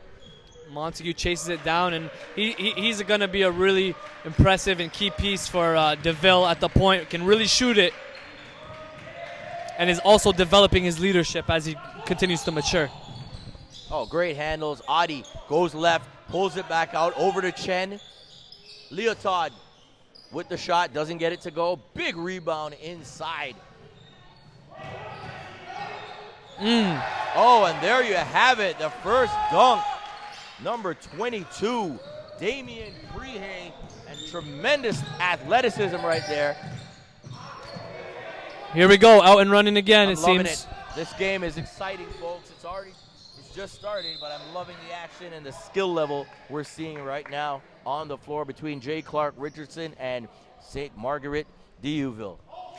Talk about Damien Prier, very interesting story out of Bramalea. Give me the goods, man. Give me the goods. Very interesting in the sense that he transferred from Bramalea, not really known for their basketball or much of a program, and now he's in a spot where he's able to thrive, and he's a guy that has come to 3 showcases, MPH showcases, and the reason I bring that up is not to promo, but this is the reason. He came to the one in Orangeville, and then he traveled with his parents to the one in Windsor as well. And I mean, he's not a guy. He's a guy that's on a radar. Doesn't necessarily need exposure anymore. He needs to continue working on his skill development, and he's in a good spot right now at Duville. 6'5". You saw his athleticism with a 2-hand jam. Had one earlier as well. So he's a guy that wants to continue to develop. He's got some good upside on him. He needs to continue to get a better understanding of the game in order for him to maximize his potential. Active body, high motor, so you love those traits for him already. Most definitely. Back to game action. This game is very exciting, and there he goes again. Beautiful pass. Keyshawn Montague set him up, and Damien Prier was able to use his athleticism to hang and finish. So athletic. Oh, beautiful left hand, and that's Chen. Josiah Chen, number 32. He's been solid. He's been very solid. Oh, Marcus Adi with the left-handed block. Jay Clarke all the way down. Oh, loses the ball. Leotard. Here we go. Keyshawn Montague on the break for the nice, easy lay-in. And that's about as easy as a layup as he'll probably get in this ball game. 6'5" early. Adi, beautiful feed. And a goaltend. I mean, and that... McHale gets it to drop. Too late on that block attempt. That's tough to match. You have a guy going at full speed with relentless speed, and I'm talking about Marcus Adi. In transition in the half court, it doesn't matter. He's going to be able to come at you with force, with athleticism, with explosiveness. Okay, right now we have a man-to-man defense as we join the action, and a foul on Chen. A little bit too overzealous there. Agunye gets chopped on the arm. The Duville Panthers are going to throw it in from the near sideline. Man-to-man defense played by Jay Clarke Richardson out of Durham region. This is a Durham-Peel battle right now. Who's got the goods to try to move forward in this tournament? And that's a beautiful stick right there by number 25, Adi Agunye. Talked about his development in his perimeter game. Last year, this time, no way he's hitting a 3-ball, let alone a 3-ball off the bounce.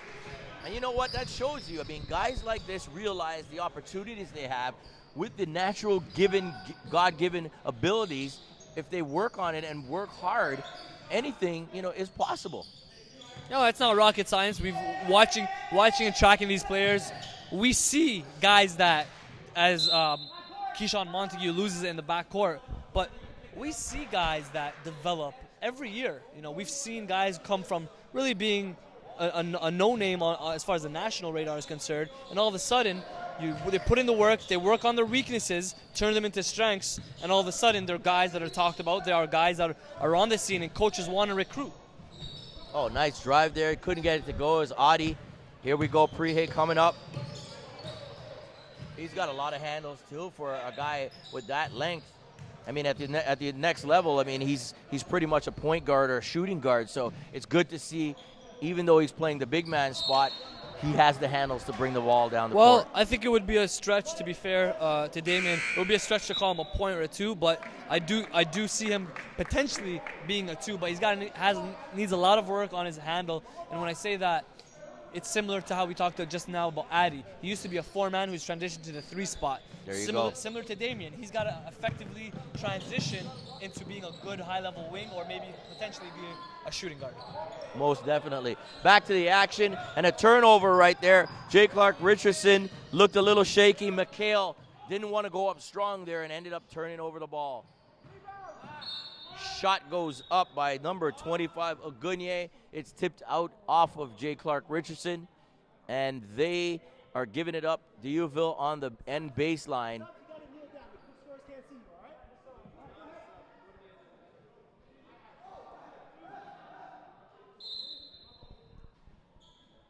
Little break in the action as the subs come in.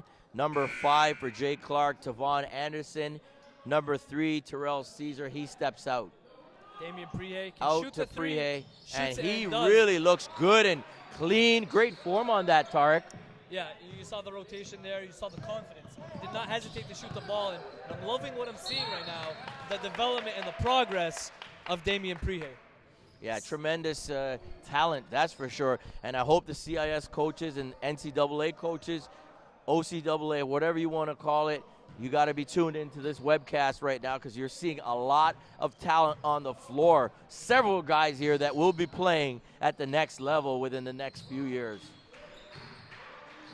Great feed down low. Prihe can't hold on to it. Nice feed by Agunye. You can see the chemistry's there. They're starting to work things out. I mean, I talked to Coach Zafraneri earlier, previous to the game, and asked him what he thought of the team. And what he said was a lot of new guys, as you pointed out, guys getting used to playing with each other. But right there, I'm seeing that they're trying to work at it. Even though it's early in the season, they're looking for their teammates. And, I mean, you mentioned, they're getting used to it. Now, could you imagine this team mid-season? In mid-season form or maybe in March? These guys, this is a team that we've seen it every year. They're a team that continue to improve by the game. They're going to learn. We're going to learn from their weaknesses, and they're going to get better. Coach Carlos Zafraneri is going to make sure of it. So by mid-season, they're going to be tough to beat with all their athleticism. And they got, like I mentioned earlier, this is my favorite to win this championship. And the reason I say that is because they have all the pieces. They have the leadership. They have the veteran leadership as well. So they're not missing anything. And for me, I'm looking for a Peel Region. Really, I've been watching hoops for a while, and it's been a while since a Peel Region team has really been that dominant force throughout the GTA. And if anything, this is one of the teams that could be a Peel Region powerhouse. Yeah, no doubt. You mentioned, talking about the history here a little bit. I mean, as far as I know, last one I remember that was a strong and made a case to be a dominant Peel team is Father Gates with Andrew Nicholson, David Tyndale, Corey Cooper, Hutchinson, all those guys. And how long ago was that? That was I was playing in high school at that time, and that was 8 years ago maybe. If my math is correct. So it's amazing. Looking back, time flies. But you're able to learn a lot from watching and seeing the evolution of the game here, but also the evolution of the programs. Each program has only improved. Evolution of the region and the area, of the city. Every you talk about talent. You talk about Mississauga. You talk about Brampton. You talk about Oakville. There's talent all over. Hamilton. And the list goes on. Scarborough, obviously. Toronto. The Londons, the Windsors. Windsor, definitely. Tremendous. Definitely. The Kitcheners. Windsor is a sleeping giant. I will tell you that right now. Ottawa. You have the whole, province doing well. Oh, that's number 10. Keyshawn. That was Keyshawn Montague, actually. He was a starter. Oh, nice Euro step. And, the skill level, the smoothness of Marcus Audie is incredible. He's got to be on a ton of teams' radar right now, whether it's the States, whether it's Canada. Marcus Audie's one to be watching for sure this season. With all due respect to the Canadian programs, this kid is a guy that will be playing basketball in the States at the next level. He will be a guy that's playing anywhere from a mid to high major conference. You look at his athleticism, and we talk about that a lot, but we watch his strides. Watch how, he gets from point A to point B, and his strides are so long. He's able to get from the three-point line to the rim in maybe 1 or 2 steps. Did he do any track and field? I mean, we know, of course, of his father. Of course. So, again, like a lot of players who play soccer, the footwork, like Elijah, they get that from soccer. So he gets the strides and the running ability from being a track and field guy. The strides are so key as Keyshawn Montague pulls up again. But here we go. Marcus Audie. This is what I'm talking about right here. Push it forward. Oh, Euro step. Beautiful. Oh, Audie. Put back dunk. Put back dunk. They're not going to count it. It looks like it was on the rim still. Off the Trevor McGarity, who subbed in the game. He missed it. And Marcus Audie's up on the rim. And no matter what, that's a highlight film. I would have given him those 2 points just because it was that nice. Came out of nowhere for 2 points. Guy's 6'1", 6'2". And you remember the height, folks. He's not 6'5" or 6'6". Beautiful. Again, Adi Agunye. A guy that is now able to hit that baseline jumper, hit that three-point shot. Okay, here we go. Back to the action. McGarity, he's got it on the wing. Not a great pass. They managed to save it. Oh, no. James managed to save it, but a poor shot there. 25.4 seconds left. 18-9. Oh, Marcus, did not see here that comes coming. folks. Audie's big Here it time. comes, Big time two-hand jam. Two-hand falling asleep on offense. Wow. Duville, that is incredible. Audie. Here we go. 8 seconds. got Looks at the time. clock. Oh, I love gives that it up pass. top. He's got me going right now. He's got to go into shots up. Doesn't get it. Rebound. Audie, and he realizes. Incredible. Wow, Marcus Audie is putting on a show right now. Incredible. Just to have the game sense to realize that was no time left on the clock, and that's clearly looked like a good shot. Hey, listen. I don't think the referees gave it to him, but it looked good. We are in for a treat all season, okay? Look, Drew, we watched yesterday's game, and we talked about slow start. Now This is what I'm talking about. We're seeing high-level basketball right now. This is what I'm talking about. Kids out there, players out there, tune into this webcast. Look at what you need to get to. Look at the level you need to get to. Not everybody's going to get there, but you got to strive to get to this level. Fundamentally sound as well as athletically sound as well. I'm just excited to know that we're going to be watching Marcus all season long, okay? Now, We was kind of under the radar before, but now we all know what he's capable of. Marcus is a big-time player. You know, we talked about who's got next. Marcus has got next, let me tell you, and it's not just his athleticism. You know, he caught.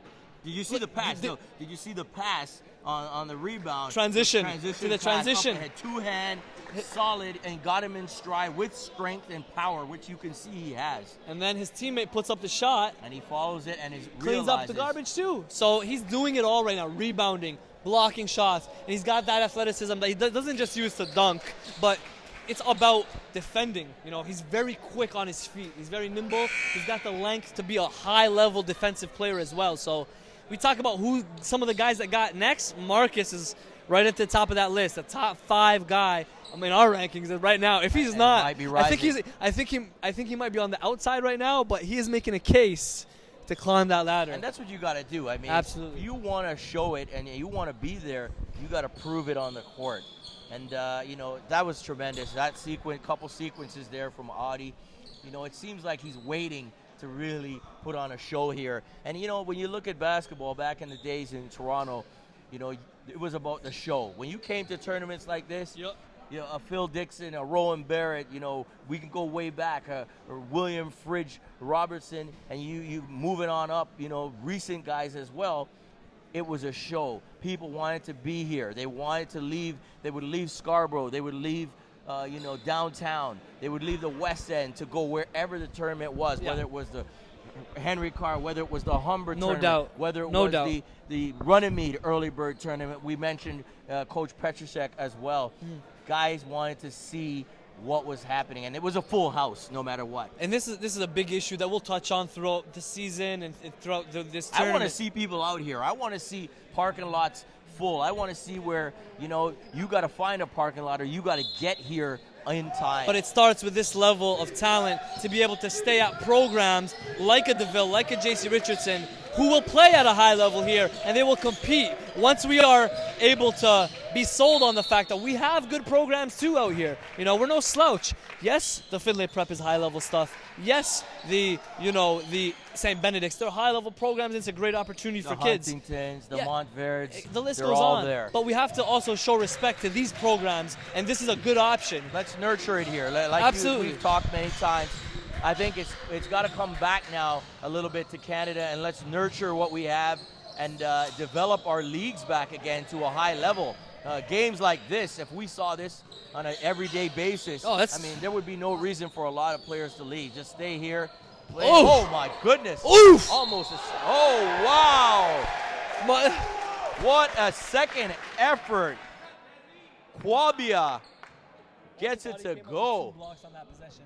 Adi, Between me and you. Between me and you, 2 Drew. blocks in 1 possession. Between me and you. And you know, they talk about Andrew Wiggins' second jump, but you see a guy like Adi, his second jump was quick, right up and He's at engaged. it, He's trying to get engaged it. right He's now. Playing. He wants to it. play. He's emotional. You gotta love that. You know what I mean?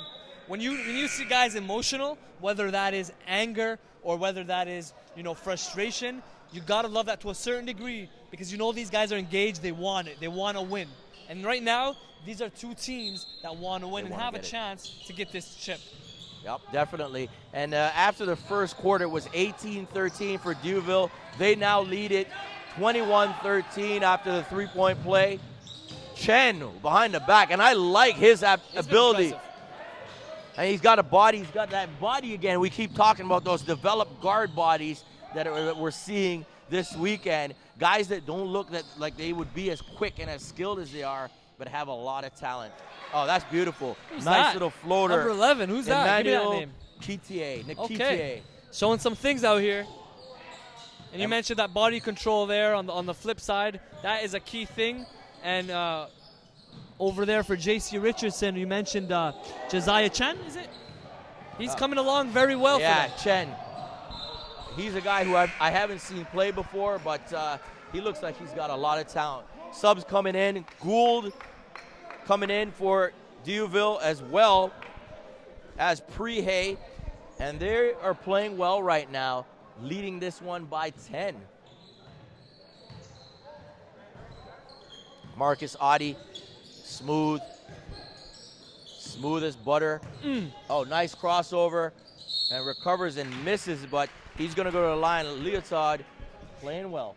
We were talking about Leotard. I was talking about it with one of the coaches earlier, talking about his quick right to left and left to right crossover. At 6'4", with that length, he's able to cause a lot of matchup problems on the perimeter. So he's able to break players down, but not just create for himself. He's also shown the ability to create for others. When he is forcing a double team, he's forcing a triple team, he has the presence of mind to find that open man, and we're going to see that throughout this year and the following years. He's a big-time prospect in his own right. Well, look at his length. I mean, he's got the athleticism, the long arms. Looks like he's got some pretty good court sense out there. And look at him up top. He defends, too. He defends. He's Definitely moving defends. his feet. And I'm telling you, I like players that defend. I like players, and I preach this when I go and I talk to kids. And the first thing I ask them, number one, is how are your grades? Your grades have to be there. And if your grades are there, my second question is, you take pride in your defense. Yep. I want to see you out there playing defense, making plays for your team, because as I mentioned several times, your coach will find a spot for you when you decide you want to play defense. 2 things with that. 1, you're not a liability on the floor if you can defend the rock. And 2, we go to these showcases, we go to these events where nobody really knows anybody. You're coming into an environment where you're trying to make your name, make a name. You can distinguish yourself by playing defense. Juwan Miller, top 20 player in the country, plays for Athlete Institute, originally from Kitchener. He distinguishes himself every day on the floor for his defense. Gould he will with the pick three. you up. He will pick you up as Christian Gold hits the 3, He will pick you up full court. But in the meantime, let's get back to the action because there is a lot to talk about. Oh, this game is very nice game. McGarity with the drive, and he gets one. And you know what? This could be the spark that J. Clarke Richardson needs. They're a little bit hesitant right now. They're trying to feel things out, but they have to really try to step up and get back into this. Down 9, and if McGarity can make this, it'll be an 8-point game. McGarity. I saw him in some early games. He did force up some shots, but one thing I'm learning about McGarity is he doesn't lack confidence. And at 6'4", being able to penetrate like that, some coaches got to be watching right now and thinking he could be serviceable at the next level. He could play at the next level. First year I've watched him play, so I'm looking forward to continue to track him as well. Yeah, hopefully this season, he'll have a good, productive season and get some looks out there. Consistency is the name of the game, though. Okay, back to the action. J. Clarke Richardson. Oh, looked like a pull there. A little tug on the jersey. Leotard couldn't make that go. Oh, and a turnover. Adi picks it up behind the back. So smooth. Leotard tries to give it back. Adi loses it. Gould, is he going to pull up? No. He tries to go behind the back. Stopped right there. Prehay's got it. Up top. Nikitia, and a turnover on the outside. Agunye and Duville cannot control it. Clarke Richardson down 9, 5 minutes and 9 seconds left. You're watching the web stream brought to you by Ill Minds Media, North Pole Hoops, and On Point Basketball. We're at the Henry Carr 2013 Father Henry Carr Early Bird Classic. Glad you could join us today. A beautiful evening here in November in the city of Toronto, the northwest end of Toronto. Father Henry Carr, and here's the shot. No good by Adi. Big rebound inside. Scrappy. Loses it. Oh, and there's a miss. Can't get it to drop. Yeah, Clarke is having a little tough time, and there's Chen. That's our guy. J.C. Richardson is, I'm learning a lot here. J.C. Richardson is more than Marcus Adi and Tyra Leotard. Guys are picking him up right now, whether it's McGarity, whether it's Chen over there on that finish, and Damian Prihe right there on the follow. You see the strength. You see the strength to get position and go up strong to finish. And you look at McGarity, he's got the body, but he can't get overpowered like that down low. You've got to stick your chest out, and I know he's a good player, Prihe, right? But look at those shoulders on Prihe. You know, the shoulders are big. He's digging those shoulders in, get in position, and be able to, explode up top with his athleticism. You're right. It is a tough matchup for him, but he's got to be able to stand his ground. They've got to play better defense. I mean, they're giving up 28 points right now. They're down 9. Adi, a little travel there. Maybe a little too cute. Goal maybe at the first outset. Go right at the basket. That might be a better solution there than trying to pull up. But he also realizes there's some trees inside waiting for him if he beats his first defender. Here's Gould with the ball as we regain action. Swinging it on the outside. Number 23, Kwabia. Kwabia pulls up and doesn't get it. And Coach Zafraneri says to his player, do not hesitate on that shot. Shoot that 3. And, sometimes you can become too unselfish, Tarek. We noticed that last night when we were watching the Henry Carr game. Same thing. If you got the open shot and you have confidence, you got to jack it up. Yeah, no doubt. It's a shot that coaches want you to take. It's a shot that teammates want you to take. If you're open, you can't ask for something, a possession better than that. You're open, take the shot if you have the ability to. And Ty Stewart-Nelson specifically on Henry Carr has the ability to, and that's who we talked about last game. Here we go on the break is Adi Agunye here. There you go, and that's what you need to do. Protect the ball and go up, and it's got to be a foul. Number 15, Leotard with the foul.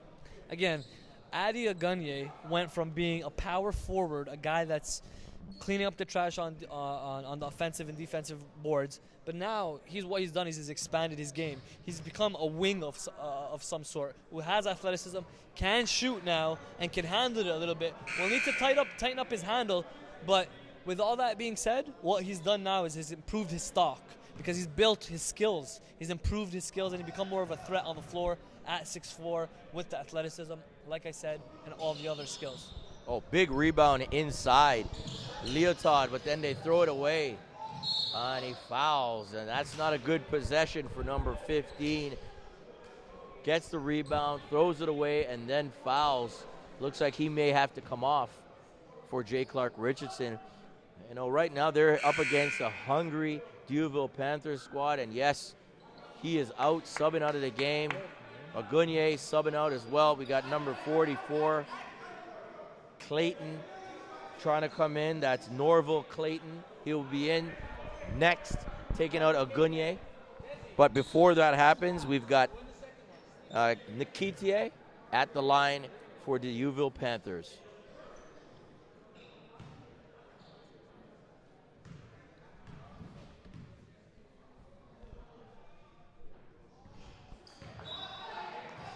This, you can tell that the progression of the intensity one, but also the competitive nature.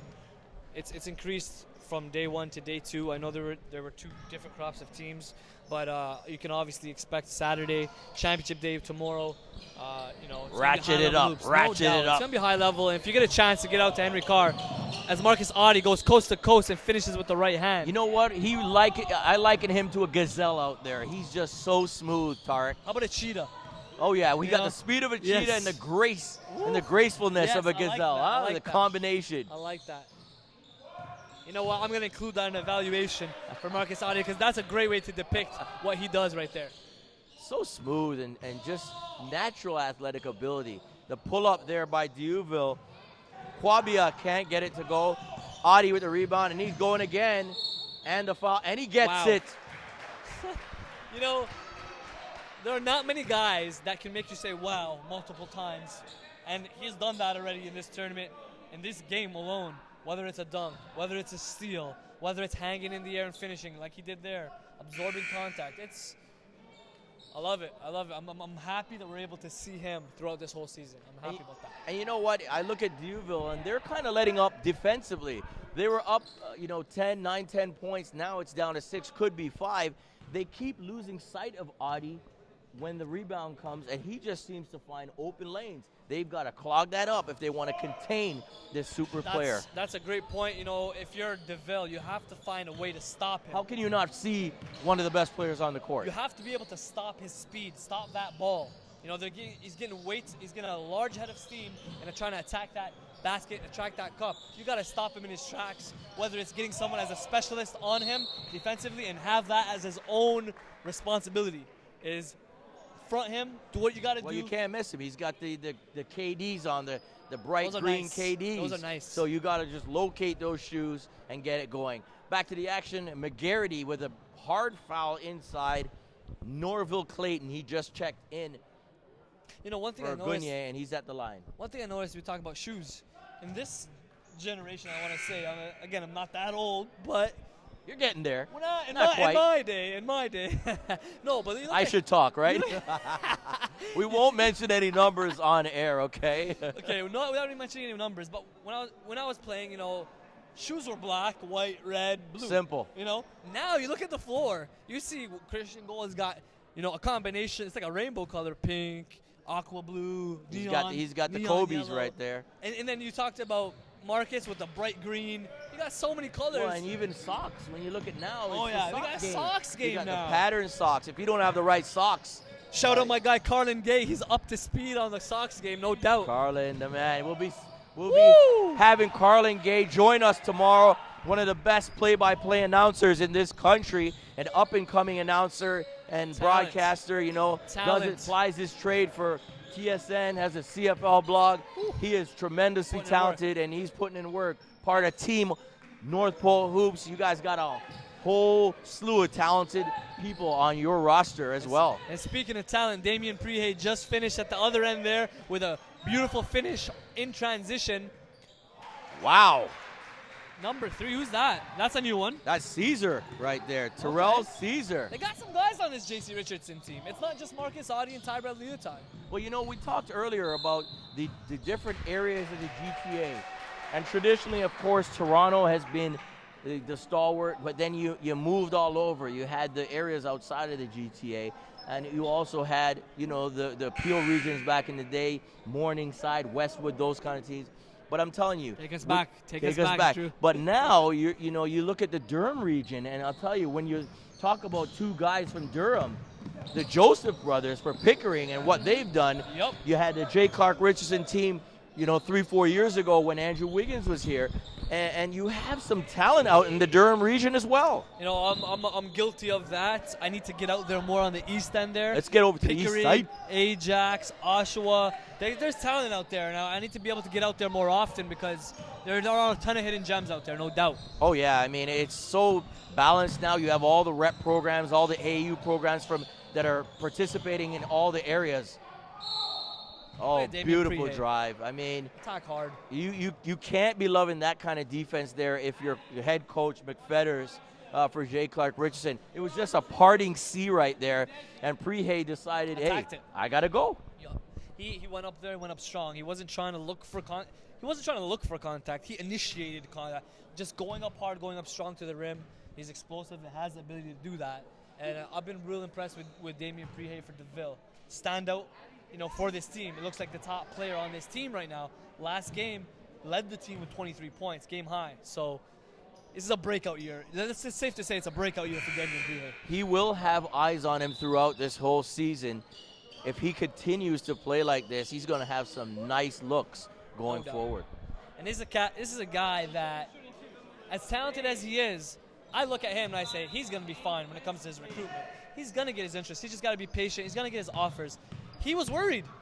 He was worried. So imagine if a guy like that is worried, how many other guys that don't possess that type of skill set and athleticism, what I have to say to that, don't be worried. Isn't that a good mentality to have, though? Because you're not resting on your laurels saying, yes, I am and I'm locked in. No, you're saying, hey, yes, nobody's looking at me. I got to act like nobody's recruiting me or taking a look at me right now. Good point, and there's two things to that. One, what you just said right there, you just remain humble and go about your way as if you haven't done anything. But then the other flip side is I want to say this. If you're a kid watching this stream or listening to this stream, don't play for scholarship. Play to win. When you play to win the game, that's what coaches want to see. Eyes are going to be on you. Exactly, because winning teams, when it comes down to March, and you're up there with the winning teams, guess what? Coaches have no other choice but to watch you because you're the final team left. So play to win. That's a piece of advice I would give, and you'll see your stock rise as a player and as a team. Great piece of advice, Tark. Here we go, back of the action. 46 seconds left. 10-point game. Now make it 12. Norville Clayton gets it to go. And I'll tell you right now, Clarke Richardson's got to shore up that defense. Oh, beautiful play by Chen. And I tell you, we have to be keeping our eyes on Chen, Joshua Chen. Doing some good things. He is highly skilled with the handles, on the bounce, looking for teammates, not just trying to get it on his own. And he's showing a lot out there on the court for Clarke Richardson. And that won't go unnoticed. Ogunye really getting out on the wing, trying to get that steal, and almost took it out of the hands of Clarke Richardson. On the inbounds, knocked out of bounds. That's number 24 for Clarke. Don't have that number on our roster. We're going to have to figure out who that is. So they got Adi Ogunye on Marcus Adi, a good defender there, and Adi showing his perimeter abilities on defensive end. Oh, most definitely. He can't get it to go, Adi. Rebound, big rebound by Kwabia. Kwabia with the right-hand dribble, pressured up top. Caesar breaks that, pull up, look baseline. I saw what he was trying to do. It was a good attempt. Little hectic right now. A little late on there. Christian Gold, 3-point. That's what he does. That is what he does. He's out there to shoot the 3-ball. Christian Gold hits the 3-ball. They're going into halftime with a 15-point cushion, 40-25. Drew? Incredible. And the play that was made by Prihe on the ground to get it to a shooter, you're seeing a talent level that we haven't seen yet. Combined teams, this much talent going through. Early MVP for this tournament. Early MVP. It's still early. But right now it's Damian Prihe. Yeah, you got to give him that. The team is winning, and he's been the top producer, doing a little bit of everything. Shooting, passing, scoring in different ways, whether it's in transition. He showed a little bit of a 3-point game and an improved stroke. So I'm liking it. I'm liking it a lot. Very impressive. Well, we'll be back in a few minutes. Please stay tuned. You're watching the 2013 Nike Father Henry Carr Early Bird Classic. My name is Drew Ebanks alongside Tarek Spiet. Thanks for tuning in, and we'll be right back.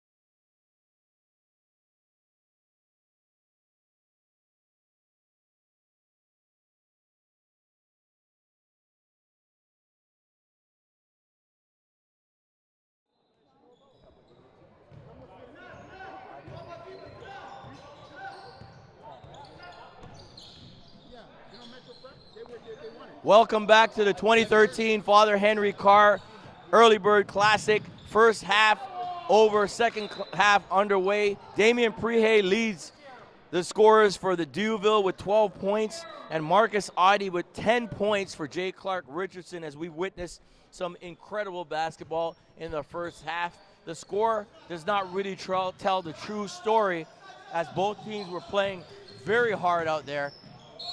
And a nice drive inside of Gunier, and he's really playing well today. I mean, doing everything his team needs and requires, Tarek. We, when I went over to my brother Elias at halftime and I said, hey, Damien Prehay, he said, yup, I was saying the same thing to the people in the crowd. He has come a long way, and it's safe to say this is his coming out party. So, again, we're big on tracking progress, and we've seen a lot of it, and there's still more to come. It's there's always ways that you can improve your game. I was talking to coaching staff, Cardinal Newman, and they're telling me about David McCullough's progress and his jumper. So, I mean, there's always ways. You attack your weaknesses and turn them into strengths. Once you do that, you're unstoppable as a player. There you have it, the breakdown by Tarek Spiet on North Pole Hoops. Beautiful. And another tremendous athleticism shown by Marcus Audi, son of Milt Audi, and you can see the track and field genes are evident. 40-27, and there's a missed layup by Duville, as Norville Clayton can't get it to drop.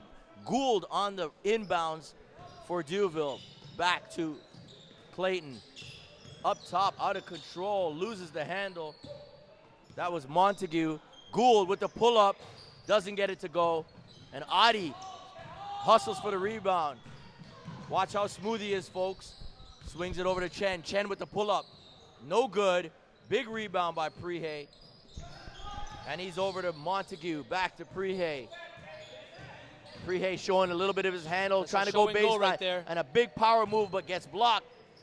Second block Solid inside. Defense. Number Solid 4, defense. Matthew McHale. He's playing tough inside. Prehay can't get it to go.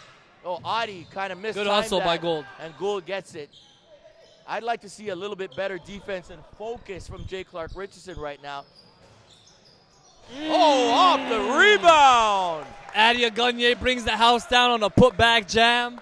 And I'm telling you that there's no box out whatsoever. J. Clarke Richardson's got to turn up their defense, and Coach McFetters is not too happy with his team's play.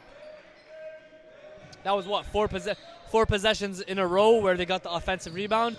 If you're J.C. Richardson, you've got to box out. Audi can't get the three to go, and he's missed a couple of those threes. I'd like to see him be able to drop a few. Oh, look at that. Beautiful. To avoid the contact, there's Prehay, and we have a timeout on the floor. This game is getting out of hand. 44-27, Tarek. Duville with the lead, and another timeout. J. Clarke Richardson really struggling right now, and they can't get anything going on the outside. Everything seems to be a layup, if anything, and they're having a tough time dealing with this crafty and this relentless defense by Duville. When you look up at the score, it's a 17-point lead. If you're in the huddle, Coach McFetter's got to be telling the guys to settle down and get back to fundamental basketball. When I say fundamental basketball, I'm talking about, obtaining a defensive board. You got to be able to box out, get into your man, and cover your man first and foremost, then worry about getting that basketball. And right now, the rebounding is really hurting them. And secondly, transition defense. They're seeing guys come flying through for easy buckets, or at least they're making it look easy with guys like Damien Prehay, Adia Gunier. Like I said, Duville is talented. They got a lot of talent in those Brampton Waters. And, I mean, if it's not one guy, it's the other. You know what I mean? So it comes down to having to slow down the pace, because this athletic team, they can't really get into it. Outside of Audi, they don't have those 6'5" athletes to go at the rim the same way that Duville does. All right, back to the action after the breakdown by Tarek Spiet. And as we get back, we see Marcus Audi, his usual, going left hand, left dribble down the court. And the action is incredibly intense right now. I'm hoping that J. Clarke can make good pass, Damien Prehay. Damien Prehay to Adia Gunier. That was a good find and a good cut. And the turnover by Jay Clarke as Audie can't control it. A little frustration right now on the minds and hearts of Jay Clarke Richardson, down 17 points. Whew. And if they don't get tighten up this defense, this game could get out of hand really quick. Just wanted to give a shout out to my guy Ronnie Mex, doing photography for All Point Basketball. Real Motion in the house.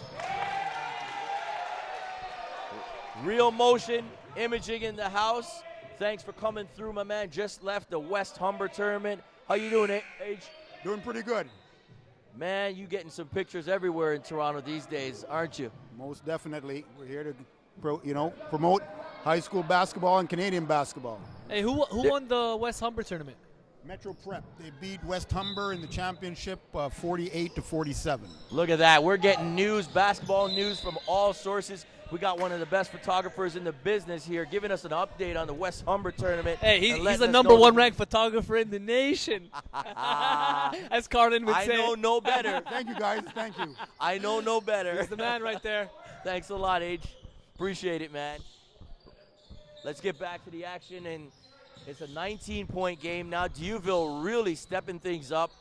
They've got everything firing on all cylinders in this one. Sharing the ball. Inside, outside, three-pointers, drives, rebounds. They're just everywhere right now. All over the place. They're just out hustling, out playing. Oh, Christian great Gold. fake.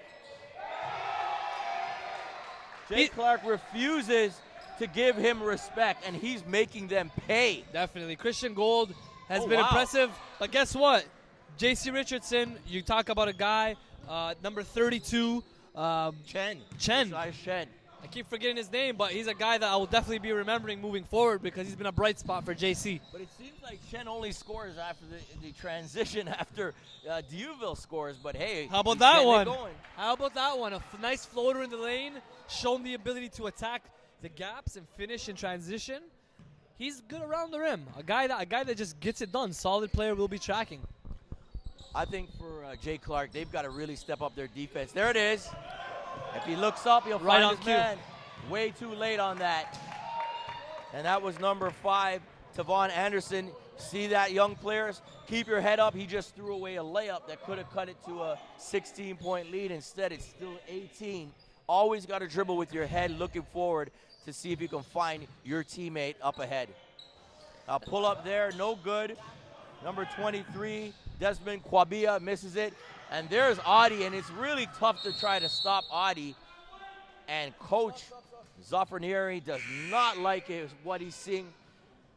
Jay Clarke Richardson making a little bit of a run down, 16 with 3 minutes and 13 seconds left. We have a timeout in the action. Tarek Biet getting it done on the social media. I love it. What are you seeing on social media? What are you hearing about the webcast and how things are going right now? Are people enjoying what they're seeing out there? Well, I think the people are engaged first and foremost. That's what you love about social media, the fact that, instant, basically, engagement on the social media network. Yeah, no doubt. You got people, fans, coaches, whether it's club coaches watching. I know Terrence Phillips just got he's a coach out in Ajax. He's always big on the fact that there's a lot of talent out east, and he is right. As we were seeing from J.C. Richardson, you got a lot of different people online, and it's just fun to continue to interact with them. And overall, I want to talk about one player who we haven't talked a lot about yet, and that's Christian Gold. We talked about his shooting ability, the fact that he's a specialist, but you know what? This year, I've seen more. This year, I'm seeing him snatch rebounds. I'm seeing him get active for the loose balls, and something that I didn't really see from him last year. So he's becoming more of a holistic player and becoming a guy that can be a contributor with more than just shooting. He's becoming three-dimensional. He's not a one-dimensional player anymore. And No that's doubt. going to help you in terms of your desire to play at the next level. Yes, you want to be a specialist, but what's wrong with being able to shoot and handle the ball at the same time? You're just going to increase your stock ultimately. Here's the half gazelle, half cheetah right here. Audie, just misses it. But again, he's there battling and forces the jump ball. Tremendous effort not to give up. His team is down by 16, but he knows that only a couple breaks, a couple layups, a couple breaks here and there, and they could be right back in this ball game. Hey, we talked about early Nice MVP. drive here. We And ta- it's blocked. Number 5, Tavon Anderson gets his shot blocked inside, and that was by number 35, Ayo Joseph. Yeah, we talked about early MVPs. We mentioned Damian Prehay, but if you want to talk about an all-star team for this tournament, we can't go that far without saying Marcus Audi. As even though they are down, he's been a bright spot for them through 2 games so far, and no doubt about it, we will be seeing more of him. Whether that is in the semifinals or the consolation is yet to be seen. And back to the action, Duville working the ball, having so much patience out there. Ahead by 16, 51-35 with 2:27 left in the third quarter. But Yuso grabs it, and wow, that is incredible. Ogunye with the bucket on the floater. Here comes Jay Clarke. Adi almost gets the and one to drop. And it doesn't matter what's happening in the game. Marcus Adi is finding a way to be a presence for his team. And he's chipping away, trying to make sure his team stays involved and not, get lost in the crowd in terms of losing their focus on, maybe trying to get back in this. Now, when we talk about elite players, the biggest thing, that we talk about is consistency, okay? Marcus Audi is a guy that we've tracked in different environments. We've seen him at the MPH platform, which you talked about. He came up big, that big hand jam. Guess what? He's going to get an invite back to that in Boxing Day this year. Can't wait it's going for to be that. a big-time event. We're going to have people from all across the country in attendance to see who's going to rise to the top. That was a promo. Now, that was a promo. Unabashed promo right there. And hey, on point, we're going to be involved as well at the platform. We're looking forward to it. It was a tremendous event that North Pole Hoops put on last year. And we have to give you your props. Hey, we're excited about that. But, again, to kind of get back to what I'm trying to say here, the point is, in every environment, Marcus Audi has rose to the occasion. You talk about, earlier, he played for Team Ontario. He was MVP at Nationals. He played for Yace on the AAU circuit in Orlando. We were in Orlando to watch that live. He played high-level basketball. He was always consistent, whether it was slashing, defensively, getting steals. Whatever he did, he was consistent. And talk about the high school level. This is a year where he can make a name for himself at an elite level. And when you talk about talent, this kid, I project him to be a high major. There's no reason that he's not. Whether it's his speed, his athleticism, his versatility, he's a guy that is consistent. And let's not forget the cadet national team. Made the cadet national team among the best 12 in the country. So another big feat for Mr. Audi. Now, in terms of Marcus Audi, though, we've seen him take a few threes. That's beautiful. Who's that? Number 35. Who is that? That's Ayo Joseph. Ayo Joseph comes into the game, and Ayo. it seems like Duville continuously has a never-ending amount of talent to put on the floor. Yeah, they just keep on bringing in. They've got a lot of depth out there. And I just want to get back again. We were just talking about Marcus Audi. In terms of his outside shot, where do you think that is in his development? We've seen him take a few, hasn't got it to go today. But imagine if he can combine his ability to slash, his ability to get to the basket with an outside shot that is automatic. Yeah, he'd be pretty much unstoppable. Yeah, Marcus, like you said, Marcus is his shot is still progressing. But I like what I'm seeing from the standpoint that his mechanics are there. His elbow is in. You have a high arc. You have a guy that's confident. When it comes to shooting, it's a lot about confidence. And this guy's confident in shooting the ball. He's not there yet. What he needs to do to take to the next level is simply what he's been doing already. Get in the gym, get up those shots to the point where he can develop a consistent three-point shot, meaning a Christian Gold type of three-point shot. Imagine that sort of shooting ability with a guy like this. And in addition to that, what I have seen from Marcus is he's been able to create space very well. He's been able to, whether it's using the step back, whether it's the crossover to left to right pull-up jumper, whatever the case may be, he's getting creative and adding new dimensions to his game. I'd have to agree with those points, Tarek. Back to the action. Jay Clarke Richardson breaks up. Oh, and a block, but it's good. Hey, yo! I'll tell you, man, the defensive pressure and presence inside, Joseph is not letting anything go easy. Wow, the amount of, again, I'm amazed by the amount of 6'4", 6'5" athletes that Duville has. Last year you had Ijim, Melvin Ejim's brother, who's now playing junior college. There you have he it. was a guy that earlier in his years there, he came off the bench, but So came out of nowhere, put the work in, obviously. man, there's just so much talent in Brampton, so much talent at Duville, and right now they're a favorite for this tournament. I'd have to agree. They're looking good. They have all facets going. And whoever they face off in their next games is going to be a tough opponent. Oh, beautiful. Nice. Wow. Nice. Joseph gets it to go. He's got it going very well, 57-38. And that's the end of the third quarter, 57-38. We're here at the 2013 Nike Father Henry Carr Early Bird Classic. I'm Drew Ebanks. Tarek Spiet joins me. Pretty good third quarter if you're a fan of the Duville Panthers. And to end that fourth quarter, the guy that I talked about earlier in the stream, Christian Gold, a guy that we talked about him being a three-point shooter, but if you looked at that last play, he has a feel for the game. He has an IQ where he can play a little bit of the combo guard, and a guy that he's going to recognize that if there's a double team or recognize that, there is an open man. He did that on that last play and fed his man A.O. Joseph for the easy two. It was a very nice pass. Yeah, they're playing well. Everything's going on all cylinders. They're firing, and they're fired up. They're not letting up either. You could have saw maybe a little let up where they let Jay Clarke come back within maybe, dozen, 10 points. No, they said, we're keeping it 15 and above, and they're in control of this game. They look good. It's going to take a miracle for Jay Clarke to come back in this. I just don't see the intensity on defense.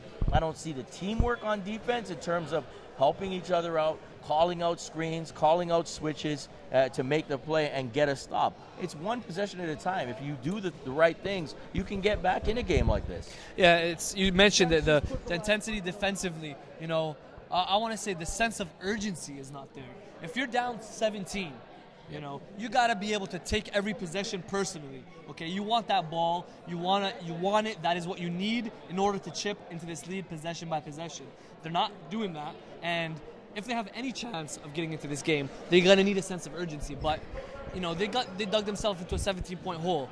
They need that sense of urgency, and not just JC, but every team. Every team needs that sense of urgency from the jump. It's all about that hunger and how bad you want it. I agree. I definitely agree. And, I think for Jay Clarke, I want you to disagree with me one time. Well, we Just will. So we I'll find I you. need to debate you. Trust me, we've debated. You know that. Yeah, we but have. you're making some great points. Yeah. I mean, when I'm ready to debate, we're going to definitely kick off I here. want to throw down. But you're on your game today. Let's put it that way. And yesterday, you're on your game, Tarek. 57-40, and it looks like there's a little bit of a disagreement on the score. It might be some points have to come off or be added somewhere.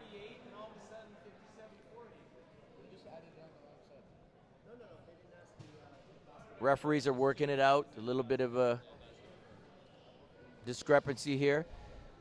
Let's see who's on the court. We've got for Jay Clarke Richardson, we've got number 2, Marcus Oddie. We've got number 5, Tavon Anderson. We have number 22, O'Keen James. We have number 3, Trevor McGarity. And we have number 15, Terrell Leotard. Going over to Duville, we have number 25, Adi Agunya. Number 11, Emmanuel Kitie. Number 30, Kitia. Number 35, A.O. Joseph. Number 22, Damian Prehay. And I'm looking for number 5 right now. Oh, number 35, A.O. Joseph. And here we go, start of the fourth quarter. You're watching the web stream of the 2013 Father Henry Carr Early Bird Classic, brought to you and produced by Ill Minds Media. If you have some video needs, if you have some graphic needs, contact Ill Minds Media. They get the job done. My name is Drew Ebanks from On Point Basketball, alongside Tarek Spiet, the founder and creator of North Pole Hoops, West End Toronto, one of the biggest tournaments of the season to start things off, the Early Bird Classic. As we return to action, Jay Clarke Richardson in the white uniforms out of the Durham region, and the Duville Panthers in the black unis with blue trim and white trim. They are from the Peel region, the Brampton area. Yeah, and it looks like Coach Zafranieri's got a delay offense going, a little bit of emotion, a little bit of handoff action just to, maximize every possession, kill a little bit of time, but also look for what they want to get as far as execution. I'm guessing they either want a layup or a very good open shot. All right, back to the action. Ball looks like it's out on Duville. It will be J. Clarke Richardson's ball. Slow it down. Here we go. Ball's inbound to number 15, Leotard. Back outside to 22. James. They can't get it to drop. Here goes Duville outside. Agunye. And he drives and gets hit by McGarity. And wow, those two big bodies collided. And it was quite the collision right there. McGarity and Agunye. And we've got some subs coming in for Duville. Number 23, Kwabia is coming in, as well as number 44, Clayton, for the Duville Panthers.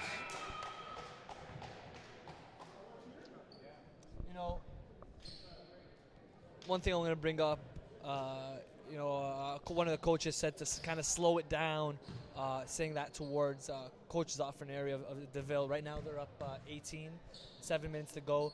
And we talked about that delay offense that they're trying to run right now. And hey, good bucket. I'm of the mindset, and of the approach. Woo, wow. Hold on, I'll pause that point. But Marcus Olley just flew in the air and almost. Well, he went up in the air about 10 feet. He's so high. So high, and he jumped right back up. This happened. It's not the first time this happened. Last game, he went down, got right back up. He didn't fake an injury. He didn't, look for sympathy. He goes down and gets back up. That's what I like to see. Now, I want to get back to the point about. Yeah, you're getting back to the point. We know. There's no way I'm going to let that point go. Don't let it slip your mind. I cannot. So I'm talking about. There seems to be in the community this idea of if you're up a high amount, you should stop playing the game. Listen, the game is played to win, and if it means winning by a large margin, it is what it is. With respect, of course. With respect, that means we're not full court pressing when you're up 40. Yeah, but that doesn't mean to run a delay offense. Let's play the game. Running a delay offense is not going to teach your kids anything, one. It's not going to teach the opposition anything. Because you're working your 40, systems. Exactly. If they're down 40, down 60, it is what it is. Step up your game if you're the opposition. And that whole idea of running a delay offense or slowing it down, I'm not of the mindset. I mean, if you're that good of a team, make a point, make a statement. I got nothing wrong with that, and no ill will against a team that wants to compete and is hungry. Look at Carleton. They beat teams by 50, by 70. And the coach is still going crazy, right? Coach Smart. One of the best, well-respected coaches in the country. So it is what it is. He's doing it with class. He's not doing it where he's trying to embarrass a team. Yes. They just try to execute. And they're not. It's not like they would keep their full starting lineup in. They bring in their subs and get those guys an opportunity to work on the systems because they're going to evolve into starters and into bigger-time players as well. Christian Gold hits a 3 on that note. Has had a great game, a great tournament overall. Yeah, Gold is one of the guys. I mean, you pointed out in the intro that he is a sharpshooter, and he certainly is a sharpshooter. And you have to admire the play today of the Duville Panthers. They are all business, getting it done. That's Number a good way to put 23. it. That's a good way to put it. They're all about business and trying to get a championship Adi. here. Oh, sidesteps the defender and so incredibly smooth. He just needs a little bit of help right now on the J. Clarke Richardson team. But again, I'd like to see better defense, better help on defense, and everybody working together to make some stops. Just too easy going the other way. Oh, there's a stop right on cue for Duville, though. And Norville Clayton says, get that ish out of here. Norville Clayton, that's another guy coming off the bench, but seems to have size, seems to have length for Duville. And I'm just looking down the list over here. Norville? Yeah, where's Clayton, Norville? number 44. Yeah, another 6'4", another 6'4" athlete with length. It just seems to be never ending for Duville. They have a ton of talent. You know what? I know it's early, but they. Oh, beautiful Chen. Oh, it doesn't get it to go. Sorry to cut you off there, but I Yeah, had no to. worry. That was a nice move. Now, Duville, it's still early. We still got the defending champs, St. Mike's, to talk about. You got Oakwood coming strong this year. Oh, You are got they back? Father Henry Carr, obviously the host, who got some depth. But I know it's early, but we're talking about Asa here. I like my chances with Duville. You know, I'm not gonna say they're gonna win it or anything like that, but they are gonna be tough as.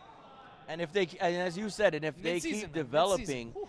and you know, right now they look pretty good for early in the season. If they keep developing, they're going to be a very tough team to beat come playoff time, and you know, in the other tournaments as well.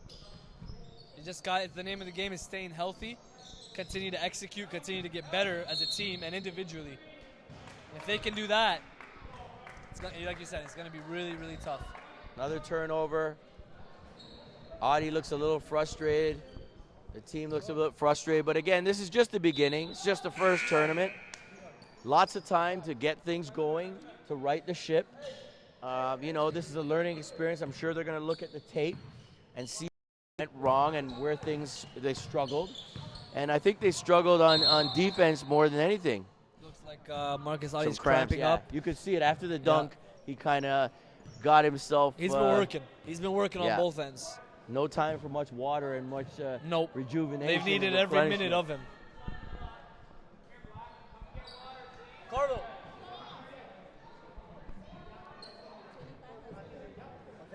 67-44 is the score. We have Marcus Audie down right now, getting attended to by Coach McFetters. 4:53 left in the ball game, and it's unfortunate if he has to leave the game because he was really playing well. And I hope he can get better and you know, recover and come right back He because should be fine. he's It's a guy just who we rounds. want to see on the court. Yes. He For the fans' inspires. purposes. Exactly, and he inspires the rest of his teammates as well. No doubt. I would like to see him, you know, and maybe we're nitpicking, but it's part of it, you know, trying to analyze a player. I would like to see him to take things to that next level, be a guy that I want to see better body language from him. He doesn't show bad body language, but to be a leader, to be a communicator on the floor, and be able not just to get his, but also, you mentioned inspire. Now, that whatever he does on the floor is inspiring, not to just his team, but to anyone in the fans. But to be more of a leader, to take on that role, because I know he's a young guy. He's a grade 11 still. It's a tough thing to ask of an 11th grader, but if he can do that and mature to become a true leader on the floor, then guess what? He takes his game to a whole new level. A whole new level. Agreed right there again. Great points. Tarek Spiet breaking it down on point. North Pole Hoops with On Point in the building. We have, of course, the producers of this webcast. We'd like to thank you for tuning in as Ill Minds Media, getting it done, bringing you all the visuals and audio here at Father Henry Carr for the Early Bird Classic. And I'm telling you, tomorrow is going to be an interesting day. We're going to have probably another full house. More than likely, I would say room probably. only. I'll say definitely. And Standing room only tomorrow. And who knows is going to show up in this gym. You know, you might have celebrities. You might have old players, ex-players. I see a few on the other side of the gym right now. Well, one of the, you know, if you want to consider him a celebrity, could be Master T. Master T is That's a celebrity. father of a player who is Khalif Young for Vaughn. You know, it's an interesting community. There's, you know, you never know who's who. You know, Jalen Poyser's father, Right. Mark Poyser, who's part of the coaching staff for Henry Carr. He's an actor. I had no idea. I had no idea up That's until a last story year. right there. Yeah. Basketball player as well back in his day. Oh, wow. Oh, That's whoa. a collision and a half. Goes down, foot in the face. Oh, looks like Marcus is back in the game. Or did And he we even go Yeah, off? he came off for a second, but he's back. Not Took it- sure if that's a wise decision right now. I mean, 3:49 Yeah. left, you're down 25. Yeah. You might have to take a break, rest it up, because the season is very long, and you don't want to jeopardize your health by having it on. Coach Carlos Zafraneri bringing on a whole set of new troops. Looks like he's going wholesale substitutions, 4 of them. Drew, who are it seems like they have a never-ending bench. Here we go. A whole new 4 Nasir guys. Wharton coming in, number 34. We got number 12, Brendan Samlal. He's What coming grades? in the What grades game. Wharton in? He is in grade 11. Okay, young guys. All right. We've got number 12, Brendan Samlal, another grade 11er. 32, Karidi Adekboye. He's another grade 11, 6'3". Getting their first taste of senior basketball That's right here. for sure. And we got 55, Toby Ojajani. He's in grade 12, 6'5". So bringing more height in, even at the substitute level. Nice pass on the baseline. Talk about depth. You know, you got athleticism, you got leadership from veterans on the team, got good coaching, you got depth, like I just said. What are they? Okay, Drew, you tell me. Are they missing anything as far as being a championship team? No, they've got a lot of parts. They've got the guard position, they've got the small forward position, they've got the shooters, and they've got the big men inside. So they have to be on people's radar when you look at and you think of the rankings in the GTA. They're going to be right up there near the top. And on that note, we'll be releasing the MPH Top 25 National High School Team Rankings, where we go across the country and get a feel for the best players and teams in the country to be able to rank them. Top 25. We did it last year. And, you know, Henry Carr and St. Mike's kind of battled for that top spot throughout the year up until St. Mike's defeated Henry Carr at the St. Mike's tournament. That's when they kind of got crowned to that first spot. And hey, you get what you put in, you produce, you get it done. That's you just the proof is in the pudding sort of deal. And then of course St. Mike's put the cherry on top with an Austin champ. And that's it. Let's take a moment to talk about them for a second. St. Mike's. They're not here. They're not here. They, I'm assuming they have a lot of the pieces, or a few of the pieces back returning, and they've probably added some pieces. I'm sure you can elaborate on that, Tart. Well, as you know, they graduated Malcolm Duville, Oregon State. And Malcolm Duville, if you saw the highlights the last couple weeks, won a dunk competition for Oregon State, and also 17 points in his last game, which was a preseason game, where he showed an ability to hit shots from the outside as well as take the ball inside it. His physicality, and if you see his body right now, it's so strong. And we thought he was strong when he was in high school. He's even put on more bulk inside. A beast. And it just shows you how much work you can do. And coming off a knee injury, coming off an injury, and he's dunking and winning a dunk contest. One of my favorites, Malcolm Duville. I've said it multiple times on the record. People have heard me say it. A warrior, a true warrior, and those are the guys that I like. Those are the guys that. Shout out to Mama Duvivier as well on Facebook. She's always on Twitter, always so much support. So much support. Kudos to you, ma'am, for doing a great job with your son. So Malcolm Duville graduated. Now you have other guys that are stepping up, more comfortable, who were big time for them last year. Nelson Caputo. Can't forget the little guy, Godwin Bowen. He was something special for them. And you have those guys leading the way, both top 10 nationally ranked players in their class of 2016. Special class for Canada. Oh, very special class. As we pointed out yesterday, how sweet the 2016 class is going to be. And what do you think the odds are? I mean, you brought up St. Mike's of them repeating. You know what? I'm not counting them out. You know, Coach Zauner and the team played like they had a chip on their shoulder. Played like they were being counted out. I'm not going to make the same mistake of counting them out again, because St. Mike's is the real deal. They're structured. They have shooters from every angle that will make you pay if you leave them open. And like I said, yes, they graduated Malcolm Duville and a couple others as well. Sage Ushers, if I'm not mistaken, is no longer there. No, he's not. Down south, I believe, south, as well. A prep school, or a year, post-grad year, I should say. But, again, you have a lot of guys, and a lot of guys within that talent pool, even on the younger ages. Remember we talked about Jonathan Kabongo for the juniors? Alias saw Jonathan Kabongo, Mike's younger brother, at the Duville Junior Tournament. So guess what? When these guys graduate, Nelson and Caputo, and they still have years to go, guess who's coming up? You know, they have another big kid, Serbian kid. He escapes my mind at the moment, but another big kid that is talented. And it's 2017, 2018 kids. You know, it's... You know, St. Mike's, they are number one until proven otherwise. That's what I can say. Yeah, somebody's got to beat them, you know. more than likely they're going to be right where they were last year, and you have to take out the champs to be the champs. To be the champs, you got to beat the champs. Simple.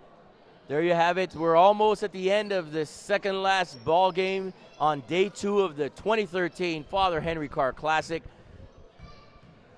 Ill Minds Media Productions is putting this on for you, putting a lot of effort to bring you the quality visuals here and audio, and keeping track of the score, of course, because we got to keep you guys out there in tune with what's going on. Father Henry Carr, my name is Drew Ebanks, and Tarek Spiet is my partner on the mic. Thanks for tuning in. We appreciate your support. Basketball is growing in this country, and all you guys out there putting in the work, the players, the coaches, the trainers, the organizations, the federations, keep working together. That's the key. Yep. We've got to keep pushing this together. We don't want to see any of this, fighting in terms of how things are organized. Come together, communicate, and let's take this sport to another level. Right now, you have Duville in a blowout game, 76-45, in favor of Duville against a J.C.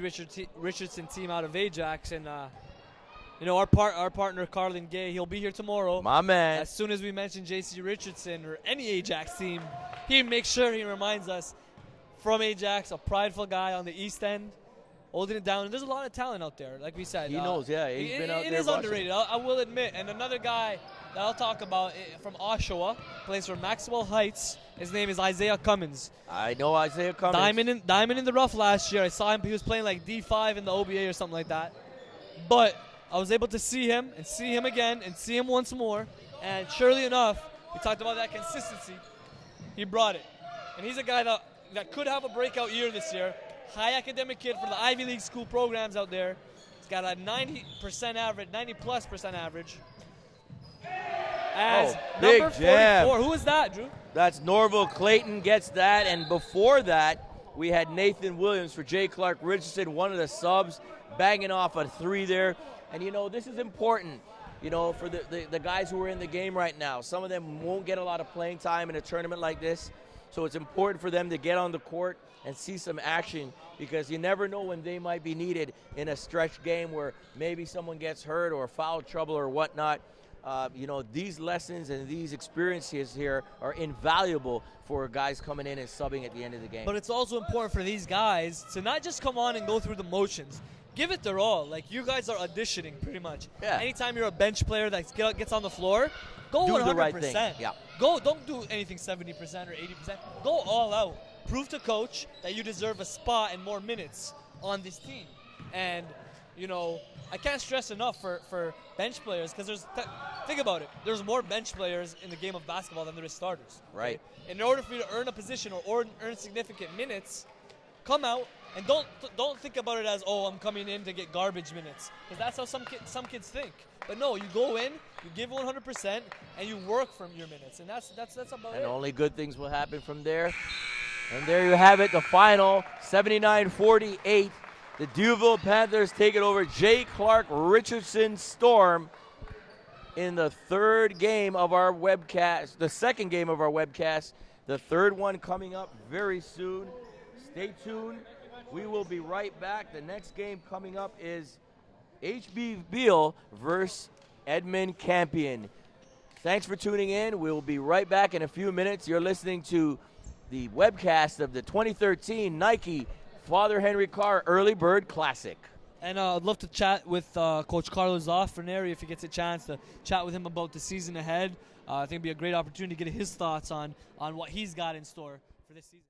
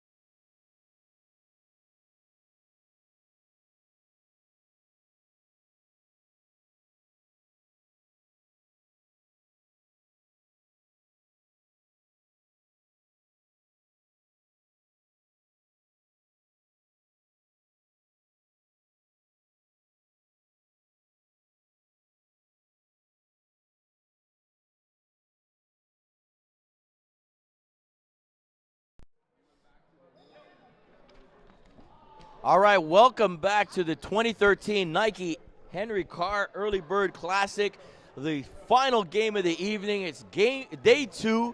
Tremendous action in the previous game. We saw Clarke Richardson go down to Duville in a blowout, and hopefully Clarke will recover and really regroup going forward into the season. You can't let a loss like that get you down. You have to use that as motivation to get back up. The next match we have tonight, HB Beal taking on Edmond Campion. My man Tariq Spiet, I'm Drew Ebanks. Tariq, talk about this game and what you look forward to seeing in this one. Well, we saw these two teams earlier, obviously today.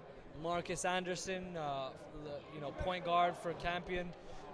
Give him that Russell Westbrook type comparison. Obviously not at that level, but you know what I mean. You have a Campion team that's also from Brampton with Marcus Anderson. No, I don't think there's a relation, but Marcus Anderson's in the middle. He's their big, but is a guy that defends multiple positions, high energy guy, and is a guy that's going to get after it on every possession. Overall, I think Campion is a good team. I would love to see them how they fare against a team like Duville, both of them being from the same city. And then on the flip side, I was just talking to Coach, at HB Beal, and we talked about it being a transition period for HB Beal, but he kind of told me let's keep in mind that they are missing players because the volleyball season is currently going, a little bit of football as well. So those guys, he told me they're missing 3 starters. So this is not the true look at HB Beal. We were kind of wondering. I mean, you looked at them; they did look a little bit short-handed, and now you know why. Yeah, they had about 8 kids on total today, and overall, I think that we're gonna need to see them at a different tournament to give a true sense of where they're at and where they can be. Oh yeah, and I mean, talk about the tournament overall and what you've seen and what you enjoy in terms of the competition. I mean, that last game just showed you what high school basketball can be and should be. Mm-hmm. No, I mean, that game right there, I think you could argue that game, J.C. Richardson, Duville, between guys like Marcus Adi,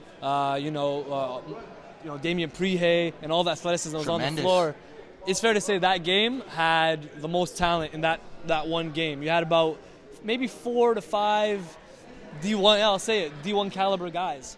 And outside of that, you could say 7 next level guys, whether that's CIS, NCAA, what the case may be. And if you're a coach and you missed that game, you missed out on potential guys. So I urge coaches, if they can be out there, I understand some of them have games, especially during the season. It's a busy time, but send out your assistants. You do what you got to do. It's for your own good. I mean, that's what it is. So right now we're getting ready for Campion. We're getting ready for HB Beal. Should be interesting to see if HB Beal could rebound from that loss earlier today. All right, there you have it. The breakdown. Tariq Spiet, NorthPoleHoops.com. I'm Drew Ebanks, OnPointBasketball.com. Ill Minds Media on the production. Let's get it going. The last game of the evening, day 2, the 2013 Nike Father Henry Carr Early Bird Classic. Time for some action in the final game of the evening. HB Beal taking on St. Edmond Campion.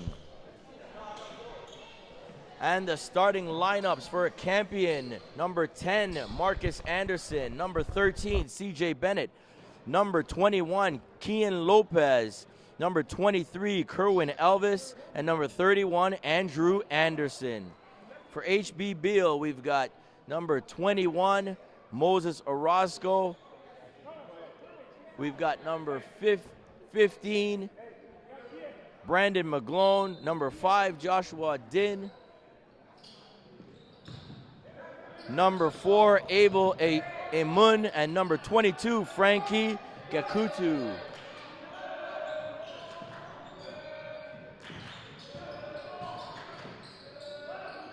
Actually, my mistake. Looks like number 31 is starting.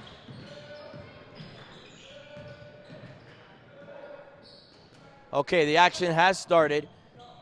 No score. Campion moving it around, looking inside. There you have it. Big hoop inside by number 31, Andrew Anderson.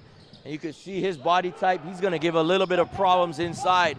Here comes Beal, as Tariq Spiet pointed out, short-handed right now. A lot of their players playing on the volleyball squad. and they're going to look to pick them up as the season progresses and the volleyball season curtails. Me and Elias talked about it a couple days ago when it comes to the dual athlete sports. I'm some Bo Jackson going on here. Dual athlete. Bo knows. That's one way to put it. Now, I'll say that it's a good thing to play multiple sports, especially at the younger age. And then this is my opinion. Some might disagree, but I feel like after the 10th grade, it's time to kind of, and in some cases earlier, it's time to choose which one you would like to. If you're trying to pursue it at the next level, you're going to need dedication and time to put into one sport, whether that's volleyball, whether that's football, whether that's basketball. In order for you to reach that next level, you need to dedicate time into your craft. So I'll say that. Cole's watching. My personal opinion is you get to grade 10 and you want to kind of streamline into one sport.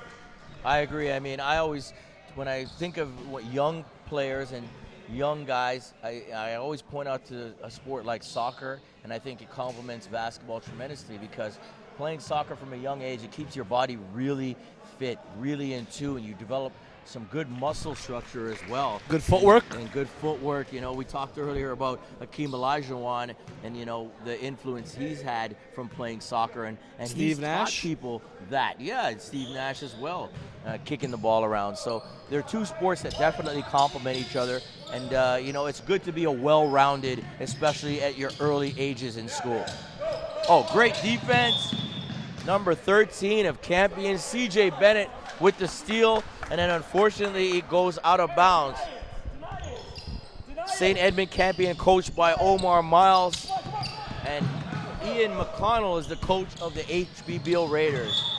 Oh, big drive right there. It looks like a charge. Number 31 for Campion. Anderson bowls over the defender. Almost puts Brandon McGlone in the floor on that play, Tarek. We talked about Anderson having a high motor, have a lot of energy. I like it. But at times like that, it needs to be bottled in, and he needs to be able to have that body control, or at least the presence in mind to either pull up for that short jumper or go around, use that Euro step, use a spin move perhaps, and be able to not just go straight ahead, because 9 times out of 10 is going to be a charge. Yeah, you got to recognize, right? You have to see what the defense is and how they're playing, and make quick split-second decisions when you're out there on the court. Back to game action. Oh, bounce great pass. back door. Good bounce That's pass. Textbook. Orozco down low to McGlone, and he gets it to go 3-2. Campion leads this early on. Orozco is a 5'7" point guard. Again, lacks a lot of size, and we talked about it earlier. He does have toughness. Now, I'm just wondering whether he can play at the next level, and if so, at what level. I'm thinking he could be a solid CCAA caliber guy or OCAA. So for coaches that are looking for talent at that level as well, and I'm sure Tony Mercutio is maybe, dipping in back to HB Beal roots, and who's currently a head coach at Fanshawe, former coach at Beal.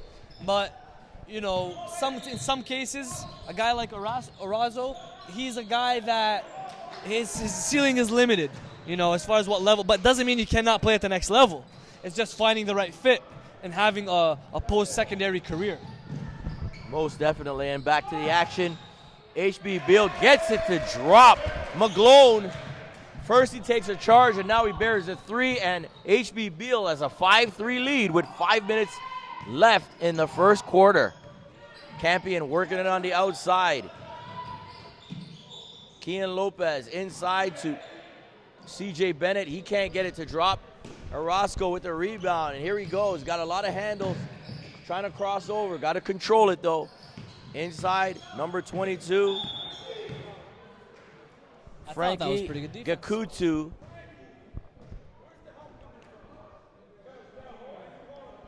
And it looks like a foul called on Campion. 21 gets called on that, and that's Kian Lopez.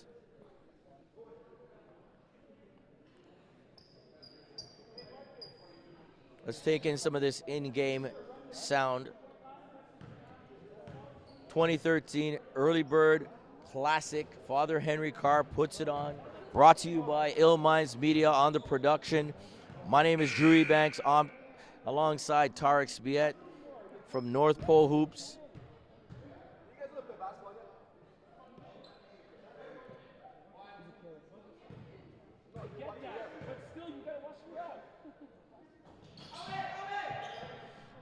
Can't get it to go. Misses both free throws. Campion comes right back. Marcus Anderson on the outside. Andrew Anderson. The long three taken by number 23, Kerwin Elvis. Can't get it to drop. A little out of control, HB Beal right now. Orozco tries to fake. Ball out of bounds, goes to Campion, goes to HB Beal. Both teams trying to find themselves early on, Tarek. What do you see so far?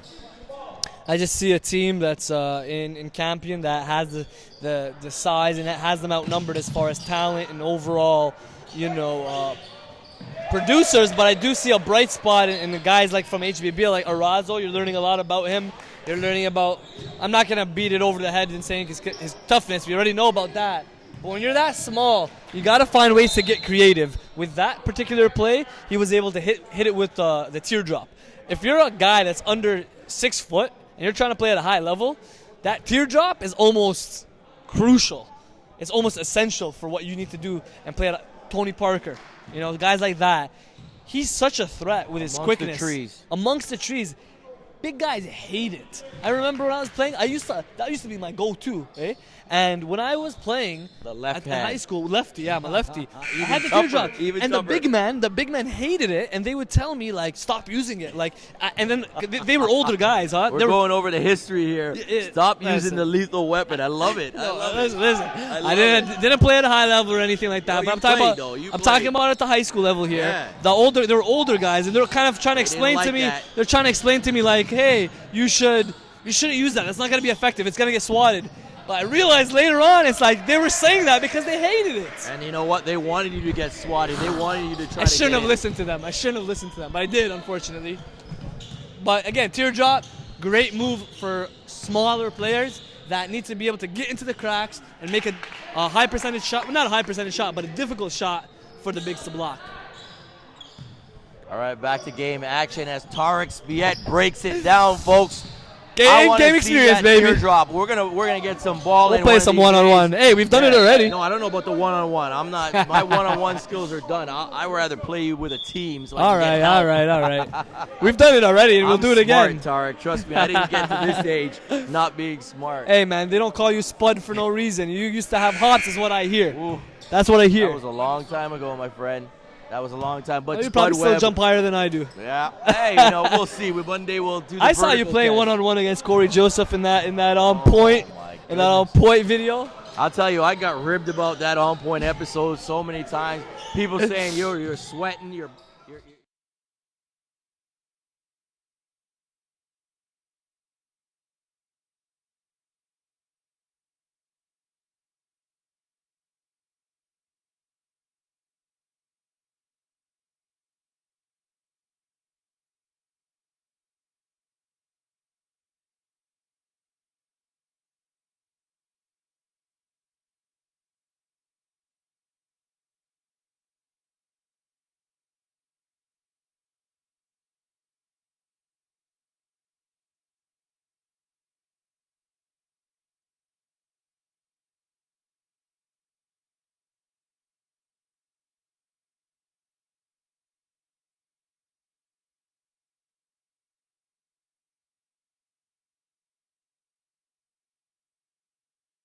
one B, 1A was Duville, 1B was Corey.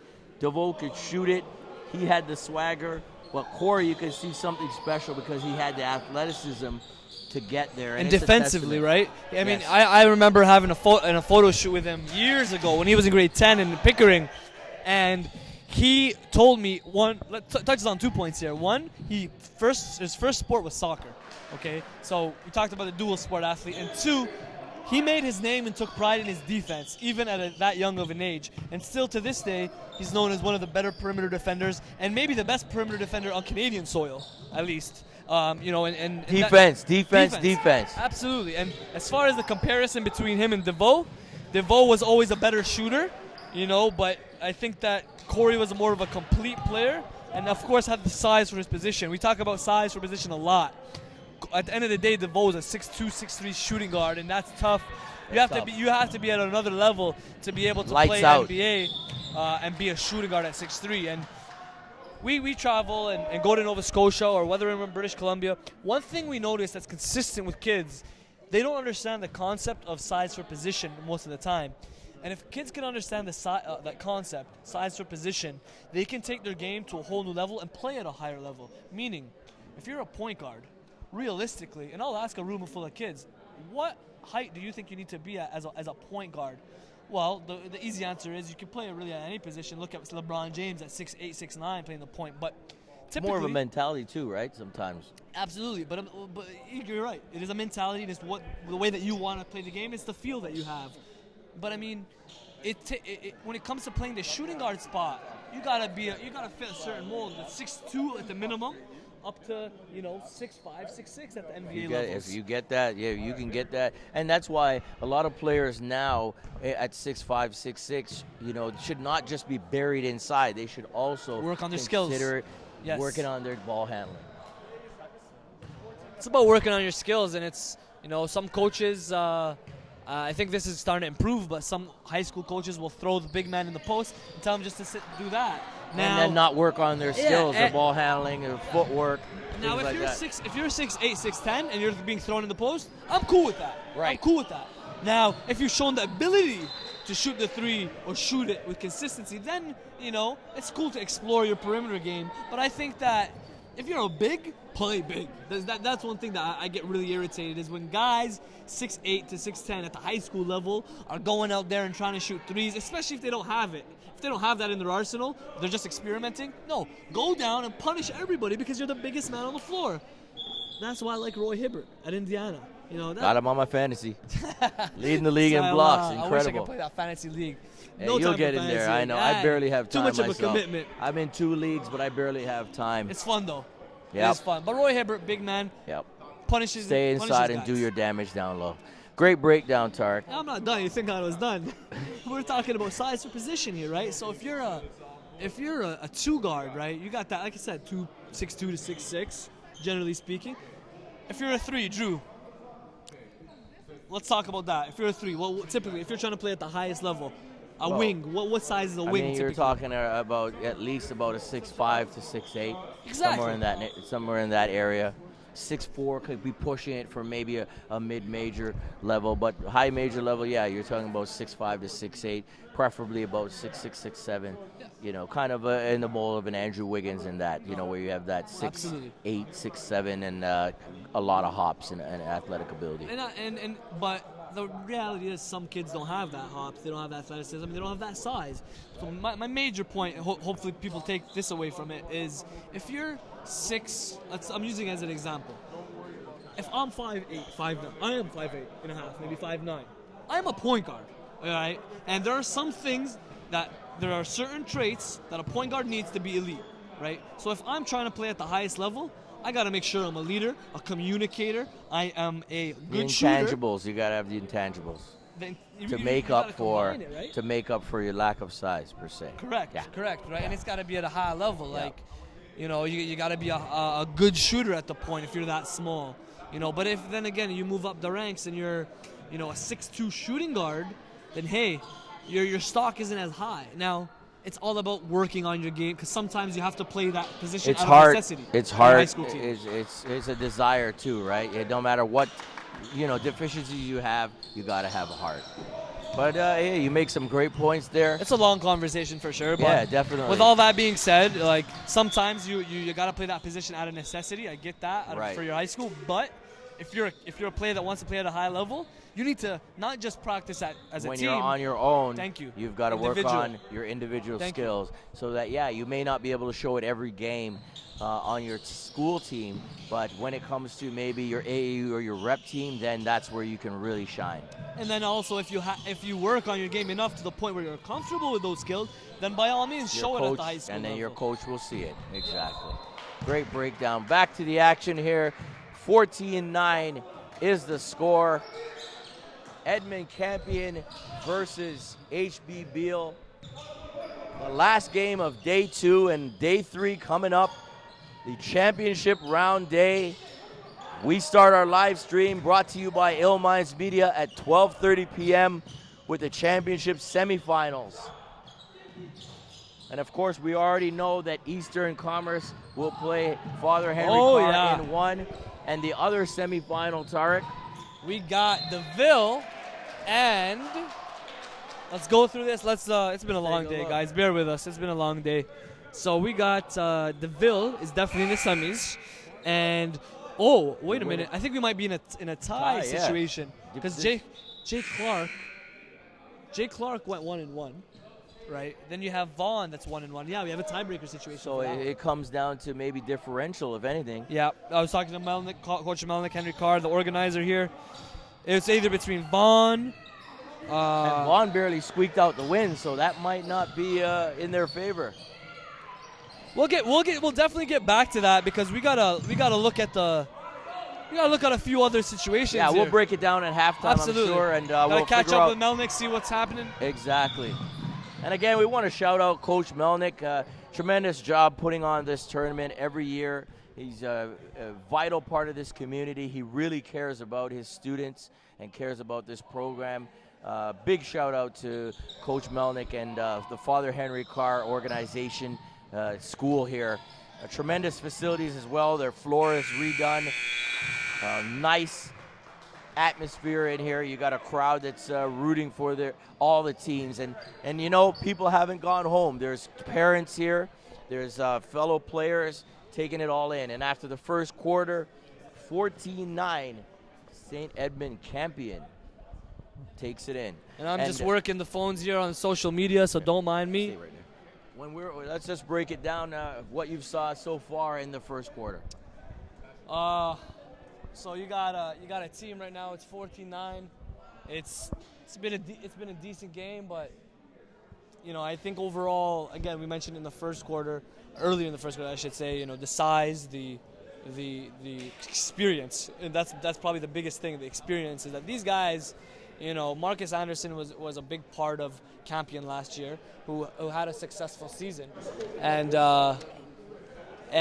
they have that experience. Whereas HB Beal missing three players, 3 starters, you know, that hurts. And I think what's going to happen is Campion's guys are going to wear these guys down, you know, because of the size and the physicality. You know, it's hard to, you know, when you're down 3 players like that, it's really hard to be able to compete at that level. And this tournament as well is going to be a little bit difficult. Definitely. All right, there we have it.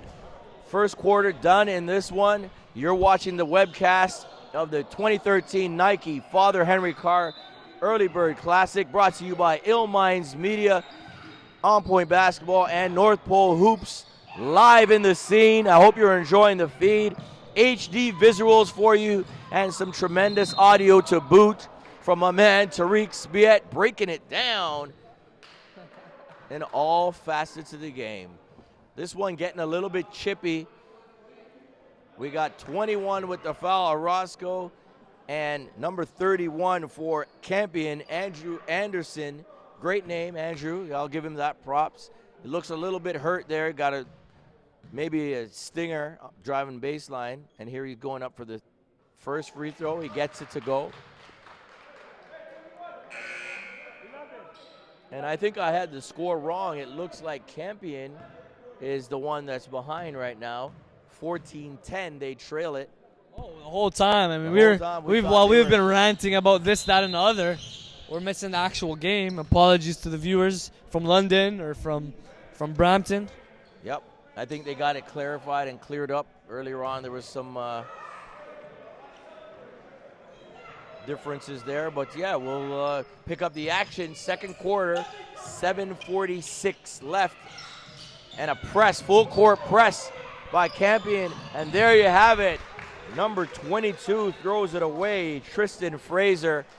The pressure getting a little bit to HB Beal on that sequence. Campion has it, looking to take it inbounds on the baseline.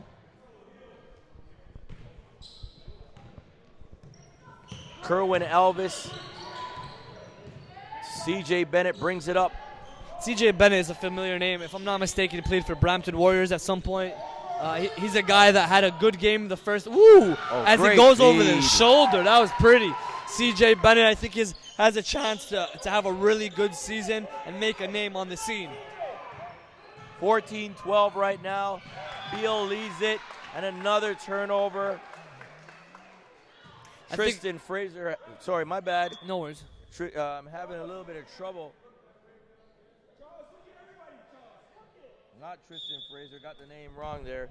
That is Gakutu on the turnover. Timeout on the floor. 14-12. HB Beal leads it over St. Edmund Campion. And again, we pointed out that it's a close game. It's a game that both teams have a shot to win it. Nobody's really stepping away and taking control of it right now. One thing I want to just point out is regards to CJ Bennett. I mentioned him just now. He's a guy that we really need to pay attention to. Earlier, first game had about 17 points. Showed, as I was speaking about him, showed a pretty pass over the shoulder. Looked to find his teammate for an easy bucket. But he's a guy that, is another kind of proof in the pudding when it comes to going through the system. Kids got to have patience. It's not always going to be their time. If they're going to be in grade 10, sometimes they're going to be in grade 11 where you're not the man on your team.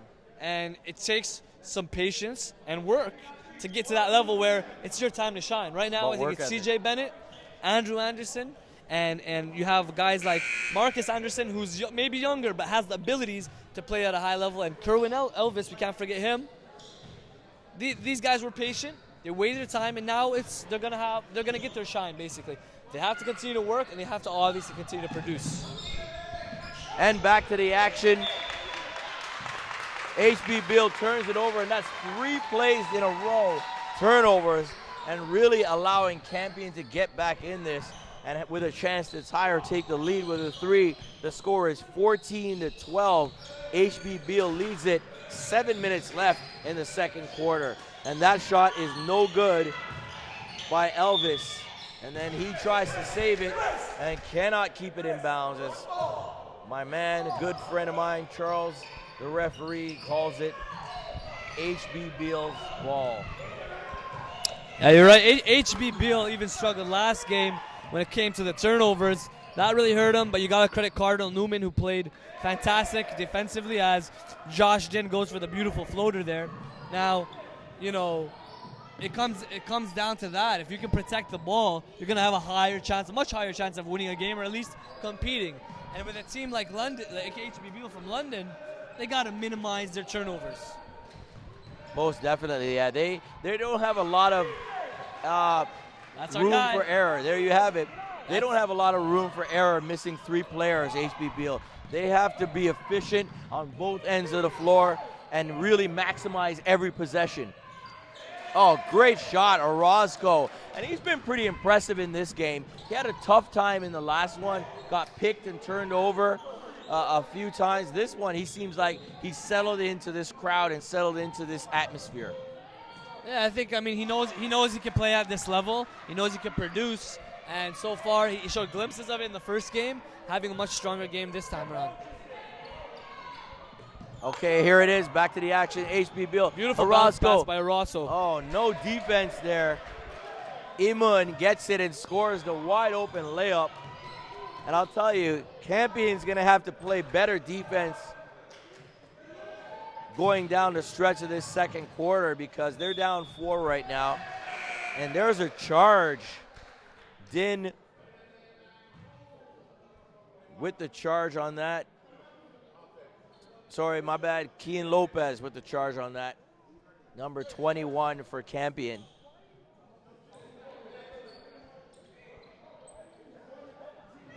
Here's the inbounds. A little bit of a full court press by Campion. Oh, and there forced another turnover. Iman. That's about the 4th turnover in the last 5 possessions for HB Beal. The Raiders having a little bit of difficulty. And another turnover right here.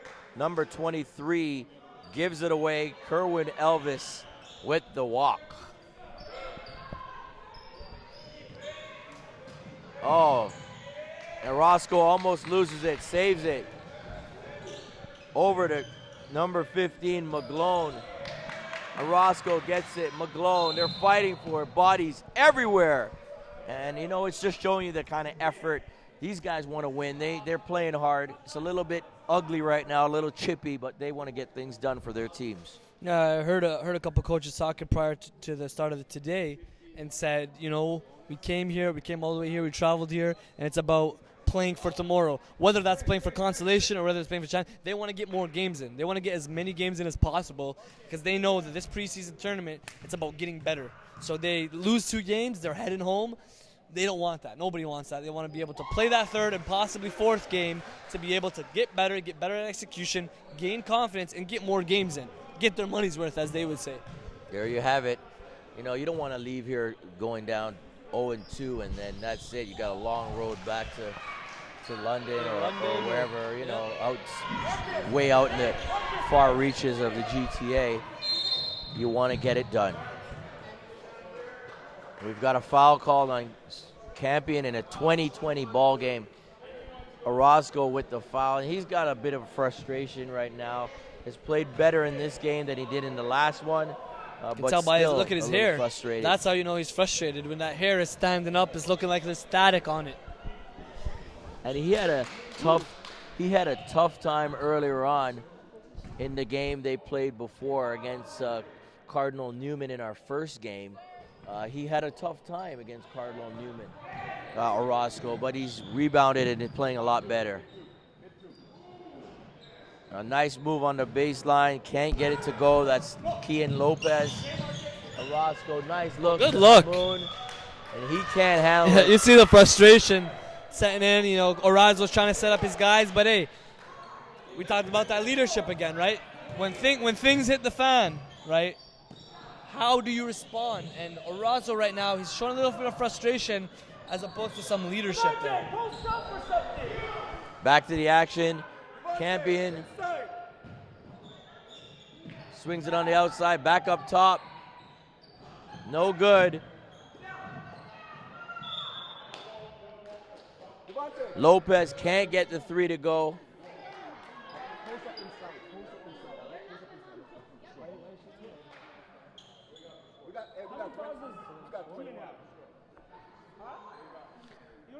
Timeout on the floor right now.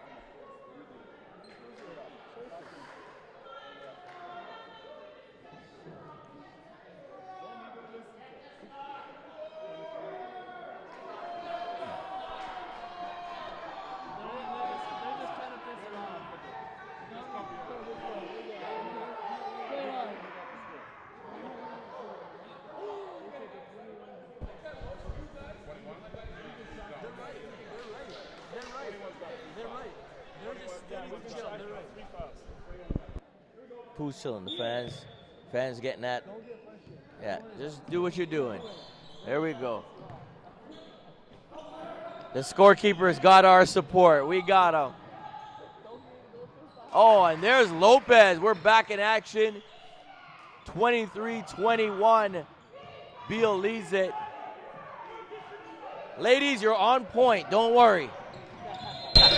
They got it right. They got it right. A little thing going on with the score table, but it's just some hyper fans. All right, we have a timeout on the floor, Tarek. Game's very close. We got a little bit of fouls building up for both teams. 23-21, Beal leads it. They have 18 fouls, while Campion has 17 fouls. How can a team in a game that's so close and chippy break away from another team in this kind of game? Well, you know what? Both teams are playing hard, as you mentioned. They're both diving for the loose balls. Sorry about that. We're having some technical difficulties. But no, they're both diving for the loose balls, even though it's the last game. It's... This is incredible. I love it. I love it. Referee's bald head getting inside his screen there. My man want Ben, some showtime. He wants some show. You want some screen time action. Ben is in the mix. All right, back to the action. 23-21. HB Beal leads it. You're tuned into the web stream of the 2013 Father Henry Carr Early Bird Classic. 23-21 with 3:49 left in the second quarter. Play is frenetic. Both teams having a difficulty controlling it. All over the place. Lopez picks it up. Referee calls it out of bounds. Beal's ball.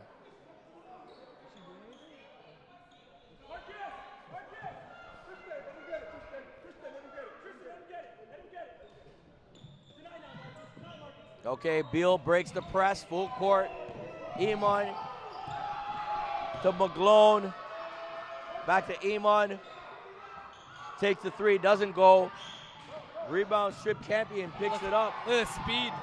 Anderson gets it over to Daniels, and he's called for travel. Traveling on that play, and he subs out. Coming into the ball game is John Christian. Marcus and Anderson over there with the flat top. You saw glimpses of his speed and of his ability to get into transition and make plays. Now, he's a guy that we need to watch, and he's gonna be growing throughout this season. And he's a guy that I believe he was a final cut for the cadet national team, and you can see why with his length, with his speed, and he's able to create a lot of mismatch problems because of that. Closes the gap on defense as well, playing both ends. Yes. McGlone to Iman, nice up fake, gives it back, but And turns there's it our over. guy right there with the steal. We To talked about his Anderson. defense. Somehow he saves it. Beautiful pass by Kerwin Kerwin Elvis. Elvis. And there he goes. Basket's good. Tristan Fraser gets it to go. Now you had Edmund Campion team last year that's graduated. Guys like Kadar Wright, currently a freshman at UBC, phenomenal player. I believe he's a Division I caliber talent who's a big pickup for UBC. And then you also had David R. Maloran, who's a freshman at Laurentian. Both of those guys graduated. And I remember that third fiddle was Kerwin Elvis, being a guy that's just going to hit, open three. And now he's got an expanded role. He's out there. He's dribbling the ball a lot more. He's making plays like the one you just saw. Beautiful no-look pass. Zipped it right to his man, right on the money. So guys are expanding on their roles. That's what happens when you're patient, you bide your time, and when your time comes, you're ready to get the job done. And Campion looks like they've taken the lead, 25-23. Big bucket by Christian right there. Campion just seems to be getting to all the loose balls in this second quarter. Moving it, good fake, drives to the hole, and gets fouled. John Christian, who just scored the bucket before, and his squad leads it by 2 with 2:18 left. It's 25-23 for Edmund Campion.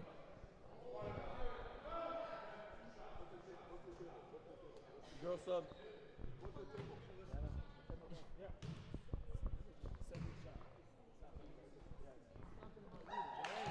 That free throw is good.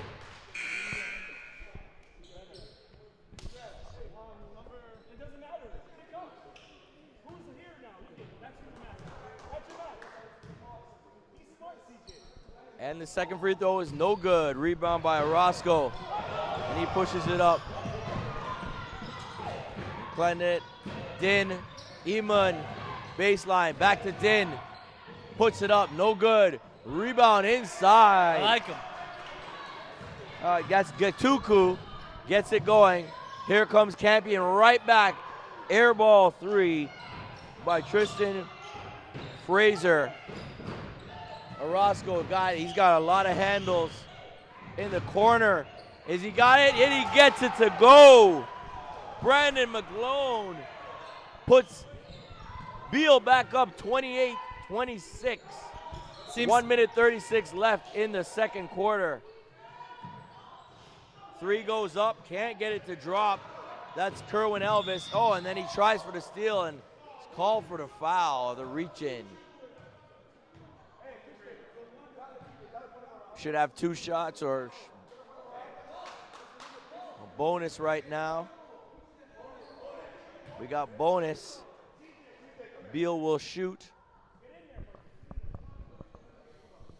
Let's see McClone, if I'm pronouncing his name right. Yes. McClone? Brandon McGlone. Brandon McGlone seems to be establishing himself as a designated three-point shooter. He's hit a couple threes, spreading out that offense, making sure that Campion's got to be able to mark that man. And then Arazo, he's done a pretty good job. You know, he's earning a lot of respect out here. And also the big fella over there, number 22. He's doing all the dirty work for these guys. Nigga Kutu. Nigga Kutu's doing all the dirty work, getting those rebounds on both ends. blocking shots, being active, running the floor. That's what you like to see. He does now. Remember, we talked about size for position. He's about 6'4". He's not a shooting guard. If he was 6'4", a shooting guard at the next level, his stock would be very high. He's 6'4" without a position. Remember Anthony Bennett back in grade 9, grade 10? He was 6'5", maybe, with superior athleticism and strength, but he did not have a position. So what did he do? He went and added that jumper to his game. As soon as he added that jumper and able to be a little bit more mobile, all of a sudden he raises his stock. Now he's being looked at as a top 10 prospect in the country at the high school level in the States. And he's not stuck playing down low, undersized as a real power forward or a center. Absolutely. Which that would happen back in the day. You got these 6'4" guys and they'd be thrown inside, and really they didn't develop nothing on the outside game. You know, the game has evolved at this point. You know, we got 7-footers that can hit the three and dribble the ball all of a sudden. You know, we got guys that are, you know, at any position, any size, they're able to do everything on the floor. And if you're a basketball player trying to maximize your potential, that's what you got to focus on. And that goes the other way around. Like, a point guard should have a post game. If he has an opportunity to take advantage of another point guard with his strength, then that is an advantage for him. So I would urge any player at any level, at any size, to be able to be multifaceted and work on being a complete player. Most definitely. Back to game action. We're closing out the second quarter. 29-26. HB Beal with the lead. St. Edmund Campion moving the ball on the outside.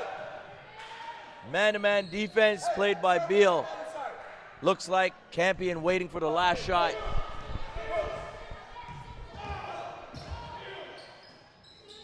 Elvis got the ball. He's got it up top. Defined by Iman. Here we go, 4.8 seconds left, 3.4 seconds up. Elvis gets it to go. Yep. And he gets it right at the buzzer. 29-28. HB Beal leads it over St. Edmund Campion after 2 quarters. You're watching the live stream broadcast, the 2013 Father Henry Carr Early Bird Classic. We'll be right back in a few minutes. Stay tuned.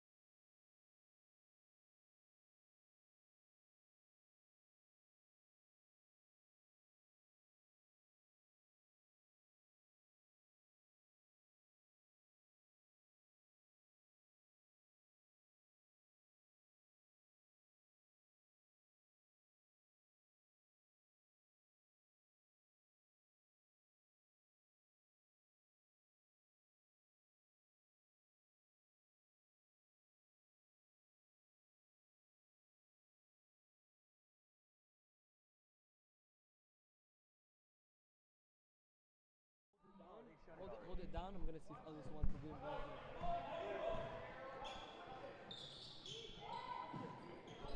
All right, welcome back to the 2013 Early Bird Classic here at Father Henry Carr. Second half action, HB Beal versus St. Edmund Campion. HB Beal leads it 29-28, and a wild pass out of bounds. Campion almost gets it. And some tremendous action today in day 2 here at Father Henry Carr. The tournament will heat up tomorrow, that's for sure. Inside, number 22 cannot get it to go. And that's the Katu, he can't get it to go.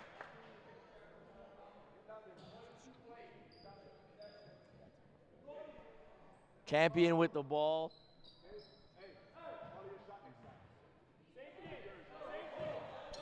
And here we go, Campion up. Anderson's got it, swings it on the outside. Number 13, CJ Bennett misses it, and a travel. That one's called on Kerwin Elvis.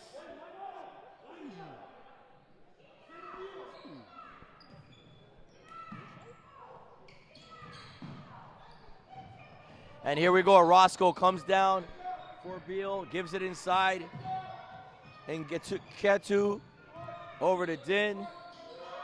And the shot goes up, no good on the 3 by McGlone. Here comes Campion. Anderson over to Lopez, can't get it to go. Big rebound in Gakutu. McGlone gets it. 6:55 left in the third. 29-28, Beal leads it. No good for Ngaketu. Lopez with the rebound, pushes it up front. Elvis almost out of bounds, back to Lopez. Anderson to Lopez, and he pulls the 3, and he's got it! Bang! 31-29, Campion takes the lead by 2. Imam brings it up, gets it knocked out, but still possession arrow to HB Beal.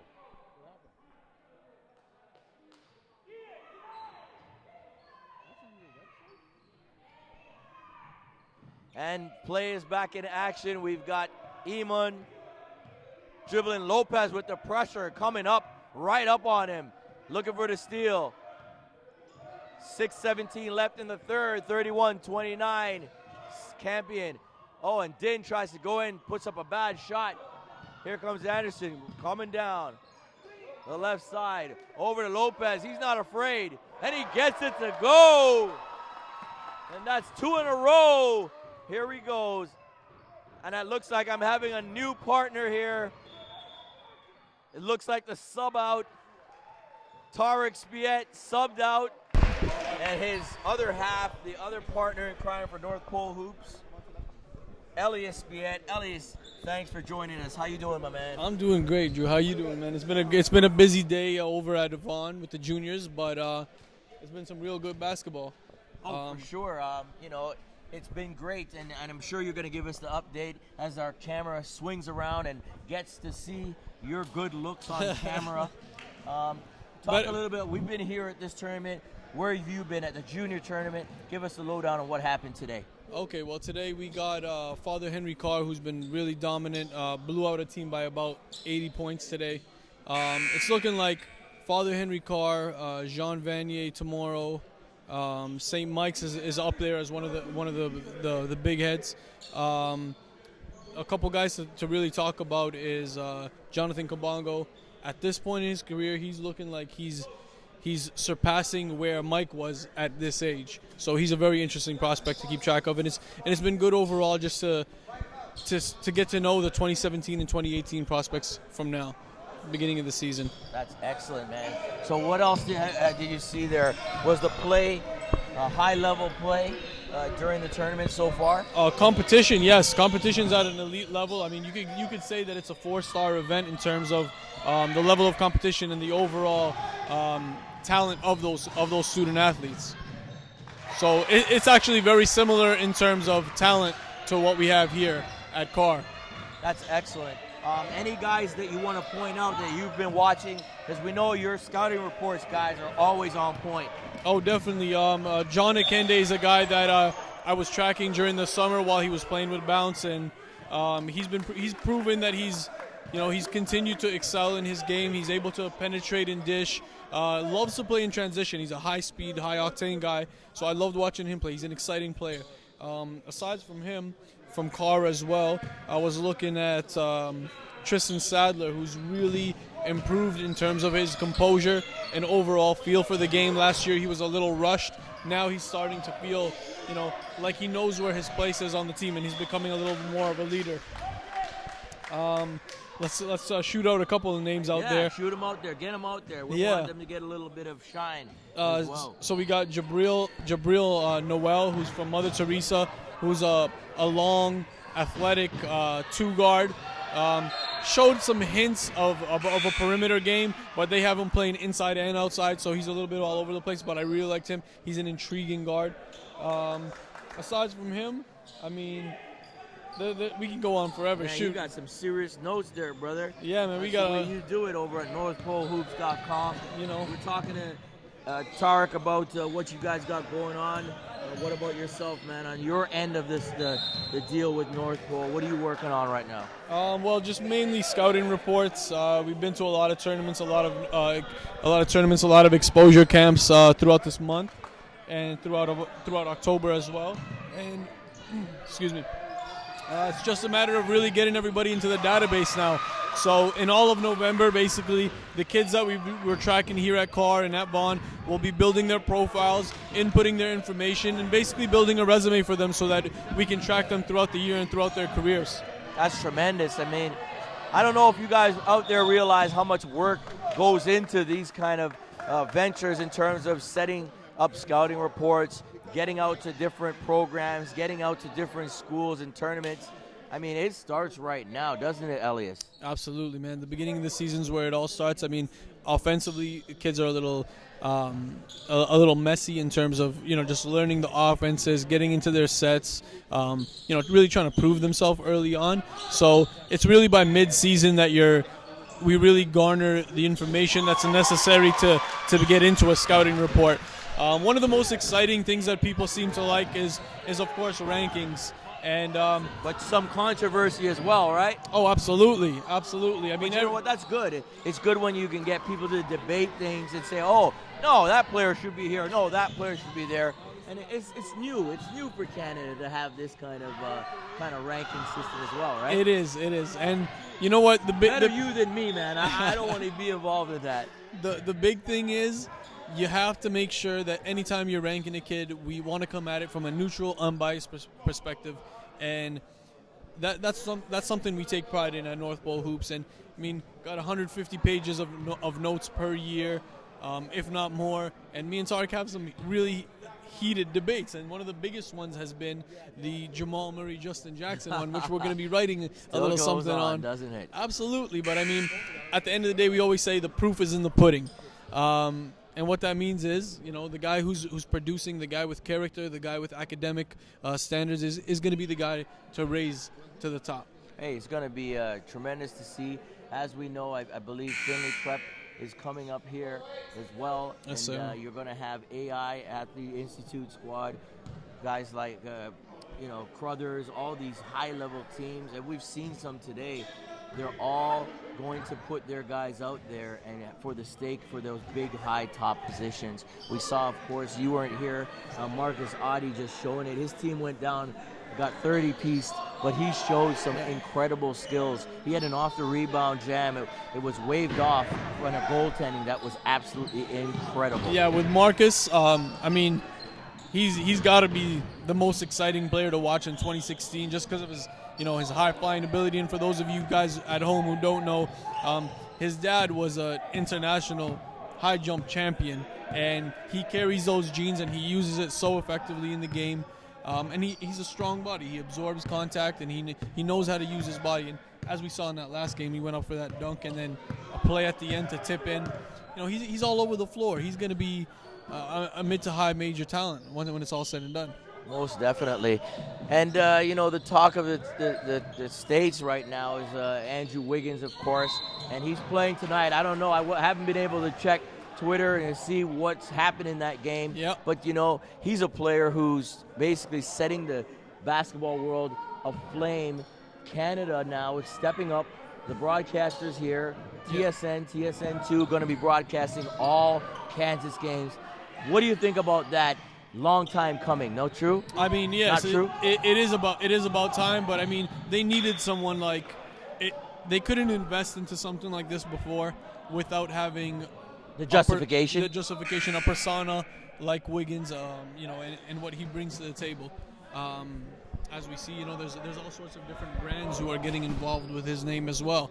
So it's good for Canada overall as a whole, and we're going to start to see a lot more of it even on the NCAA side with guys like Nick Stauskas, who we are projecting. I'm sure Tark's mentioned it at some point on this stream. We're projecting him as a first-rounder this year. A lot of people don't seem to think so. But the kid is extremely versatile. Last year he didn't get the chance to prove it with, he's just running his set, running his route, and taking his shots. You got Tim Hardaway Jr. there, Yep. and they're, as you can see, they're doing pretty well. Burke is hurt right now for Utah, but Hardaway Jr., carving out minutes as a rookie in the NBA. So, Nick Stauskas had to play behind. What about a guy like Tyler Ennis? We've talked about him on the broadcast yesterday, the fact that he came through this program here, CIA Bounce. We were just down in Syracuse as well. I think a lot of scouts and prognosticators down in the States are really overlooking the skills of Tyler Ennis. Absolutely. This kid is cerebral. He knows how to control the floor. I mean, he led the junior national team.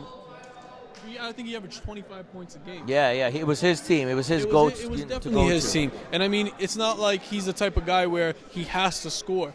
He had to do that for that particular team, but when you need him to set plays for guys, when you need him to be a leader, he plays every is a play. PG in full form. So I personally think Tyler could be a one-and-done type of kid, depending on how the season goes for him, how the team how goes. far they make it. They've got some parts. CJ Fair is nice. They've got Christmas inside. Yep. A couple other players. They're going to need Trevor Cooney to get it going on the outside shooting. But Tyler's a guy who's going to find these guys. Absolutely. I mean, whether it's a penetration and dish, whether he's in a half-court set, he knows how to get it done. And, there's no worries there. If not this year, if he doesn't end up going to the NBA after this year, it's next year for sure. And what about a guy like Sim Bular? I mean, Sim's down there doing work for New Mexico State. And, Daniel Mullings as well. I believe he is all-conference selection. Yes, sir. Incredible talent. A lot of Canadians down there in that New Mexico State team. Yeah, with Sim Bular, I mean, all I could say about him is I'm really proud of his progress and what he's doing to his body physically. Oh, nice play there. No, Anderson's got to throw that down right there. Yeah, we're going to talk about Anderson in a little bit. I got some stuff to say about him. I love that kid. But Sim Bular, he's really transformed his body, and I think he set the standard for Tanvir now to really start taking care of nutrition, trimming down a little bit. Because, I mean, when you're above 7 feet and carrying that much weight around, it's not good for you if you plan to have a professional career. So I'm really proud of Sim's progress over the years, and I'm hoping that Tanvir kind of follows his lead. Yeah, it's great to see the two of them down there at the same school. And I don't know if there's any other names out there that you can think of right now that you think is going to have an outstanding season. One guy I think is ready to do it is Deshaun Pierre. I mean, Absolutely. A guy that's been overlooked his whole career in terms of what he can do, but he just gets the job done. Yep. Now, with Deshaun, ever since grade 10, he's had this natural, phenomenal footwork, and that's what essentially makes up his game. That's how he gets into cracks. That's how he finds his way to the basket. I watched him dominate at AAA OFSA 2 years ago, and I mean he's been consistent. He's efficient at all levels, and Deshaun is definitely going to have a blowout year. All right, there you have it. I can see him having close to a double-double. I like it, and I'm really pulling for the guy. Anyways, let's get back to the action to close out the third quarter. My name is Drew Ebanks, alongside Elias Piet, North Pole Hoops, On Point Basketball, and of course, Ill Minds Media on the production. HB Beal taking on Sir St. Edmund Campion in this one. It's a close ball game for a while, but Campion has really spread things wide open here. Ahead 48-34 with 10 seconds left in the third. You know what, Drew? One thing I really like about this Beal team, they lost one of their stars, Michael Provenzano, who... and they're also missing three major players, due to the fact that they're on the volleyball team, so they don't have their full squad as well. 48-34. Sorry to cut you off after problem. 3. Go ahead. So I wasn't aware of that, but yeah, thanks for pointing that out. But losing Michael Provenzano was a big piece because he, as a junior, was one of the guys who carried them into the semifinals when they played against Loyola back when Adam Persuti and those guys were all on board. And Michael is another one of those guards that we find will be an elite talent. He's starting to get his NCAA recruitment up. He had a great summer where he was very efficient as well. But one guy that really stepped it up is Moses Orozco here. He's tough. He battles. He gets on the floor for those loose balls and he fights. That's one thing you got to love about this HB Beal team. Much less talented than any other team at this Carr tournament, but they will put up a fight. And they'll battle for each other. Yeah, definitely. And you see it. I mean, Orozco had a tough time in the Cardinal Newman game, but he's really turned it around in this game, and he's doing work out there. He's a little overmatched sometimes. We pointed out a few little things as a point guard, having that offhand to protect it against these guys that can steal the ball pretty well. Very athletic. He's probably not used to athletic point guards getting up on him. Yeah. So he's got to really turn to a side dribble, a crab dribble, as well as using that off arm to help protect the ball. Precisely. I mean, you got it on the ball. I think one thing with him that really helps his game is that this is one thing that helps a lot of kids at this level is the multi-sport athletes. He plays both football and soccer, or has had some experience in both of those other sports. And what I find is that the kids that come from a soccer background and a football background seem to have this speedy footwork, and there's basketball kids that do the ladder drills and hop in lines and that kind of stuff, but the kids that come from a football and soccer background have a special type of footwork, and they it's natural to them once they hit the floor. Most definitely. I mean, it helps. If you're versatile, you're well-rounded as an athlete. Soccer, those kind of sports, they really help you in the world of basketball. Now, tomorrow, are you back at the junior tournament tomorrow? I will be back there. Okay, so I'm assuming they're in the medal rounds or in the championship rounds. Yeah, they're going into tomorrow. their semis. So one of the big time games there to watch is Bill Crothers. Bill Crothers will be facing off against Father Henry Carr. Big matchup. They match up very well because they're two deep teams. But I think where Bill Crothers has an advantage is that they have a little more size, whereas Henry Carr will look to play a more fast-paced transition game, which they're accustomed to already. So it'll be an interesting matchup for sure. And what about the others? Is there the other side, the other bracket? You know what? I really liked Jean Vanier. Let me look through here. I really like Jean Vanier as well as St. Mike's. St. Mike's has a powerful squad because they got Kabongo, as we mentioned earlier, at the point. And I think he's going to be a very special kid. He was great for the Canada Basketball Junior Academy, as you already know. That's right. And the score right here, 48-36. St. Edmund Campion leads it, 7:18 left in the ball game. They kind of took control of this one, Elias, and they are taking it to HB Beal, who's a shorthanded squad, as we mentioned. Here's Anderson with the spin. Defended very tightly. Moves it on the wing. Oh, and slaps it out, but it looks like there's some foul there called as C.J. Bennett tries to drive. It's going to be Campion's ball on the baseline. Anderson's a nifty guard, man. He can get into the cracks. He can defend multiple positions. I mean, if you see this guy defend coast to coast, it's something. It's really something special. All right, back to the action. We have Elias Biet taking over for his brother Tarek, who's taking a timeout right now, politicking around the corner with the photographer of the century, Real Motion. I'm surprised you didn't call me on earlier. Aren't you sick of that guy? Oh, great move right there. Tristan Fraser with the spin, and he gets it to go and the harm. You know what? We got along pretty well. No major debates. He was actually surprised. I agreed with him pretty much on every point he made. You know, he made some great points today, and we had some fun on the broadcast. This is it's great to be able to do this and give these young players a chance to get some exposure. And wherever you are in the world, you can be watching the Father Henry Carr Classic right now. And we're going to try to put on some more of these streams, and maybe we'll get a junior team in it, as a junior tournament in, if we can, and just keep expanding what we're doing. I mean, that'd be great. The way things are going right now for basketball in Canada, if we start to see more and more kids decide to stay, this is the type of high-level basketball we're going to see.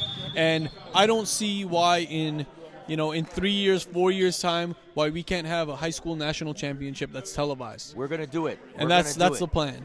We're going to get it done. We're going to get some sponsors on board. The quality of talent is going to increase. One day, we should be able to fill, at the minimum, if it's in Ontario, the Mattamy Athletic Center Arena with a high school championships, 4,000 or 5,000 people. Absolutely, at the bare minimum. Standing room only, at the bare minimum. All right, let's join the action again. 51-36. We're in the fourth quarter at the Father Henry Carr Early Bird Classic.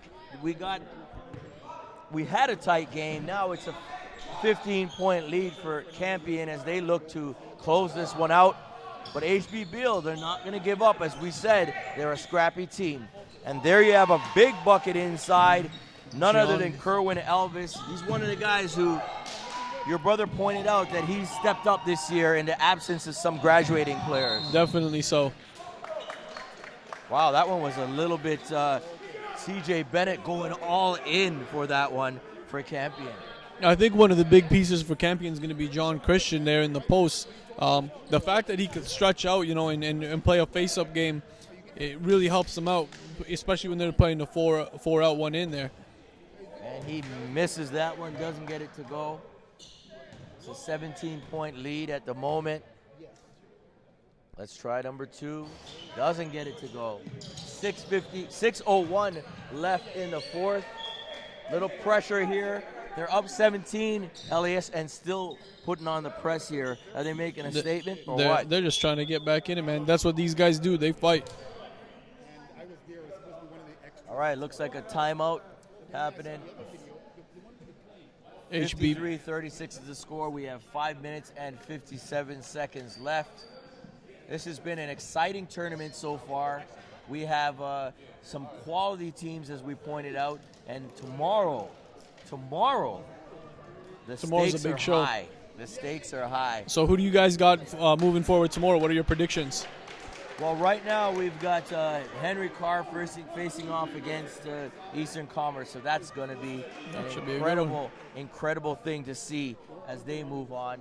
And I think for the most part it's going to be Duville going on, and we got yet to see. I guess the determinant will come from this game, because I think some teams are tied with one win and a loss, so it's going to probably come down to point differential there. But imagine, the four teams that are left in the championship round, it's going to be that's looking like some strong playoffs. Basketball. What did you guys think of Cardinal Newman? I mean, I haven't had a chance to see him yet this year, but I know their guards, Tyler Brown and David McCullough, are some solid pieces. Tremendous. Yeah, they played pretty solid. They did what they had to do in the last game, took care of Beal, but they look good.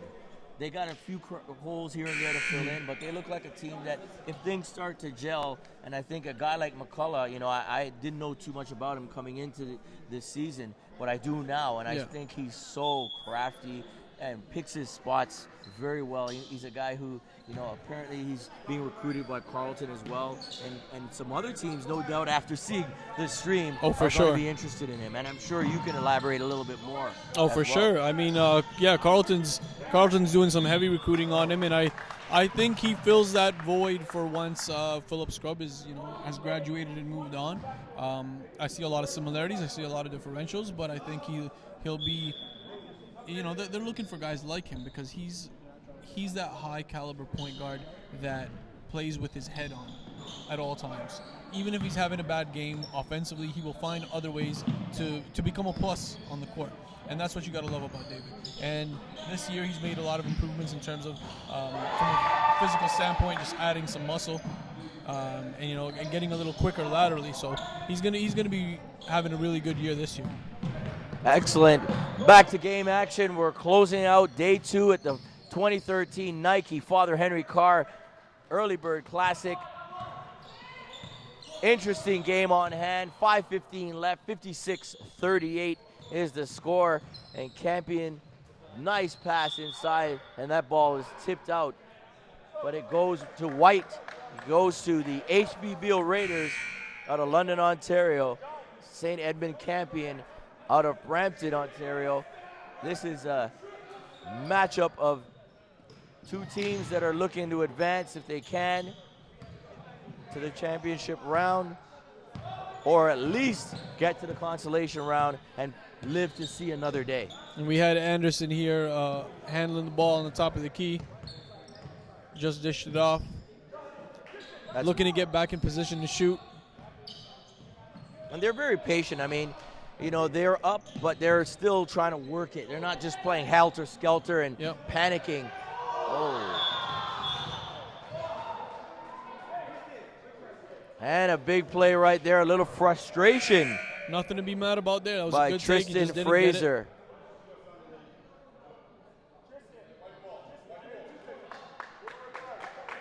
No call there. Got to put that down. I mean, you make that drive, you're up in the air. You got to hammer that. There's no excuse for missing a play like that and then getting frustrated that you missed it. Yeah. I think that comes, to be honest, I'm not making excuses for the guy, but I think it comes from fatigue, from playing so many games in a row. One thing I noticed when I walked into the gym is a lot of guys cramping up, mainly in their calves, and that comes from the conditioning aspect in the off season. And the preseason. And what are the guys doing in terms of making sure they're in elite shape? Doing the right workouts, eating correctly. Absolutely. Getting your body rested too, huh? You guys have a series that talks about all those facets of the game, not just on the court. Yeah, well, we have some professionals writing on a section on a site called Rise and Grind. Sean Love it. Nice section, by the way. Thank you. So Sean Delben's one of our main contributors. He's based out of the West Coast in BC. He's a professional, so we're trying to bring as many resources and tools as possible to help these kids really develop their game. Oh, nice looking layup, but he left it short. That's Tristan Fraser. Abel Iman comes right back, can't get it to go. The foul on DJ Bennett. CJ Bennett, that is. I'm thinking of another Bennett. One thing I've been noticing more and more of is the use of the Euro step, and I find that sometimes it's being overused. Yeah. Rather than attacking head on, and while the defender's in motion, they're trying to get around the guy. When should you really use that? I mean, you made a great point, but when should you really not just attack straight and then use the Euro step? It must be a decision that's hard to make. I never really grew up with it. That came after I played. How do you adjust to using that move and using it correctly? Yeah, I've seen guys use it in a half-court set, and I've seen guys use it in transition. And if you can get your defender to shift one way using an in and out or a hesitation dribble, you don't really need to go to the Euro step. But I mean, the Euro is very effective in a half-court set when you're about to get two guys to collapse. You want to get in the cracks. That's where you'll get a foul situation, get yourself to the line, or finish, or get completely free for a layup. And I would imagine too. I mean, if you can get it on in transition as well, if the defender can't get back and set his feet, you kind of can move around him. Or sometimes it's preferable. I would assume that you're saying that go right at the guy and force the guy to foul you. I think there's been this infatuation with learning or Ginobili! with seeing guys in the pros use it so often that now guys want to use it more. But first of all, you don't just try it out in a game. You gotta. This is a move that has to be practiced in order for it to be executed properly.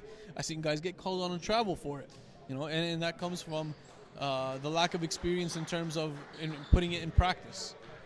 Yeah, most definitely. I mean, you got to know what you're doing. You got to work on it. Any move you want to implement into your game, work on it, work on it, work on it. Don't just try to bring it in the game and think you're going to get the execution that you want.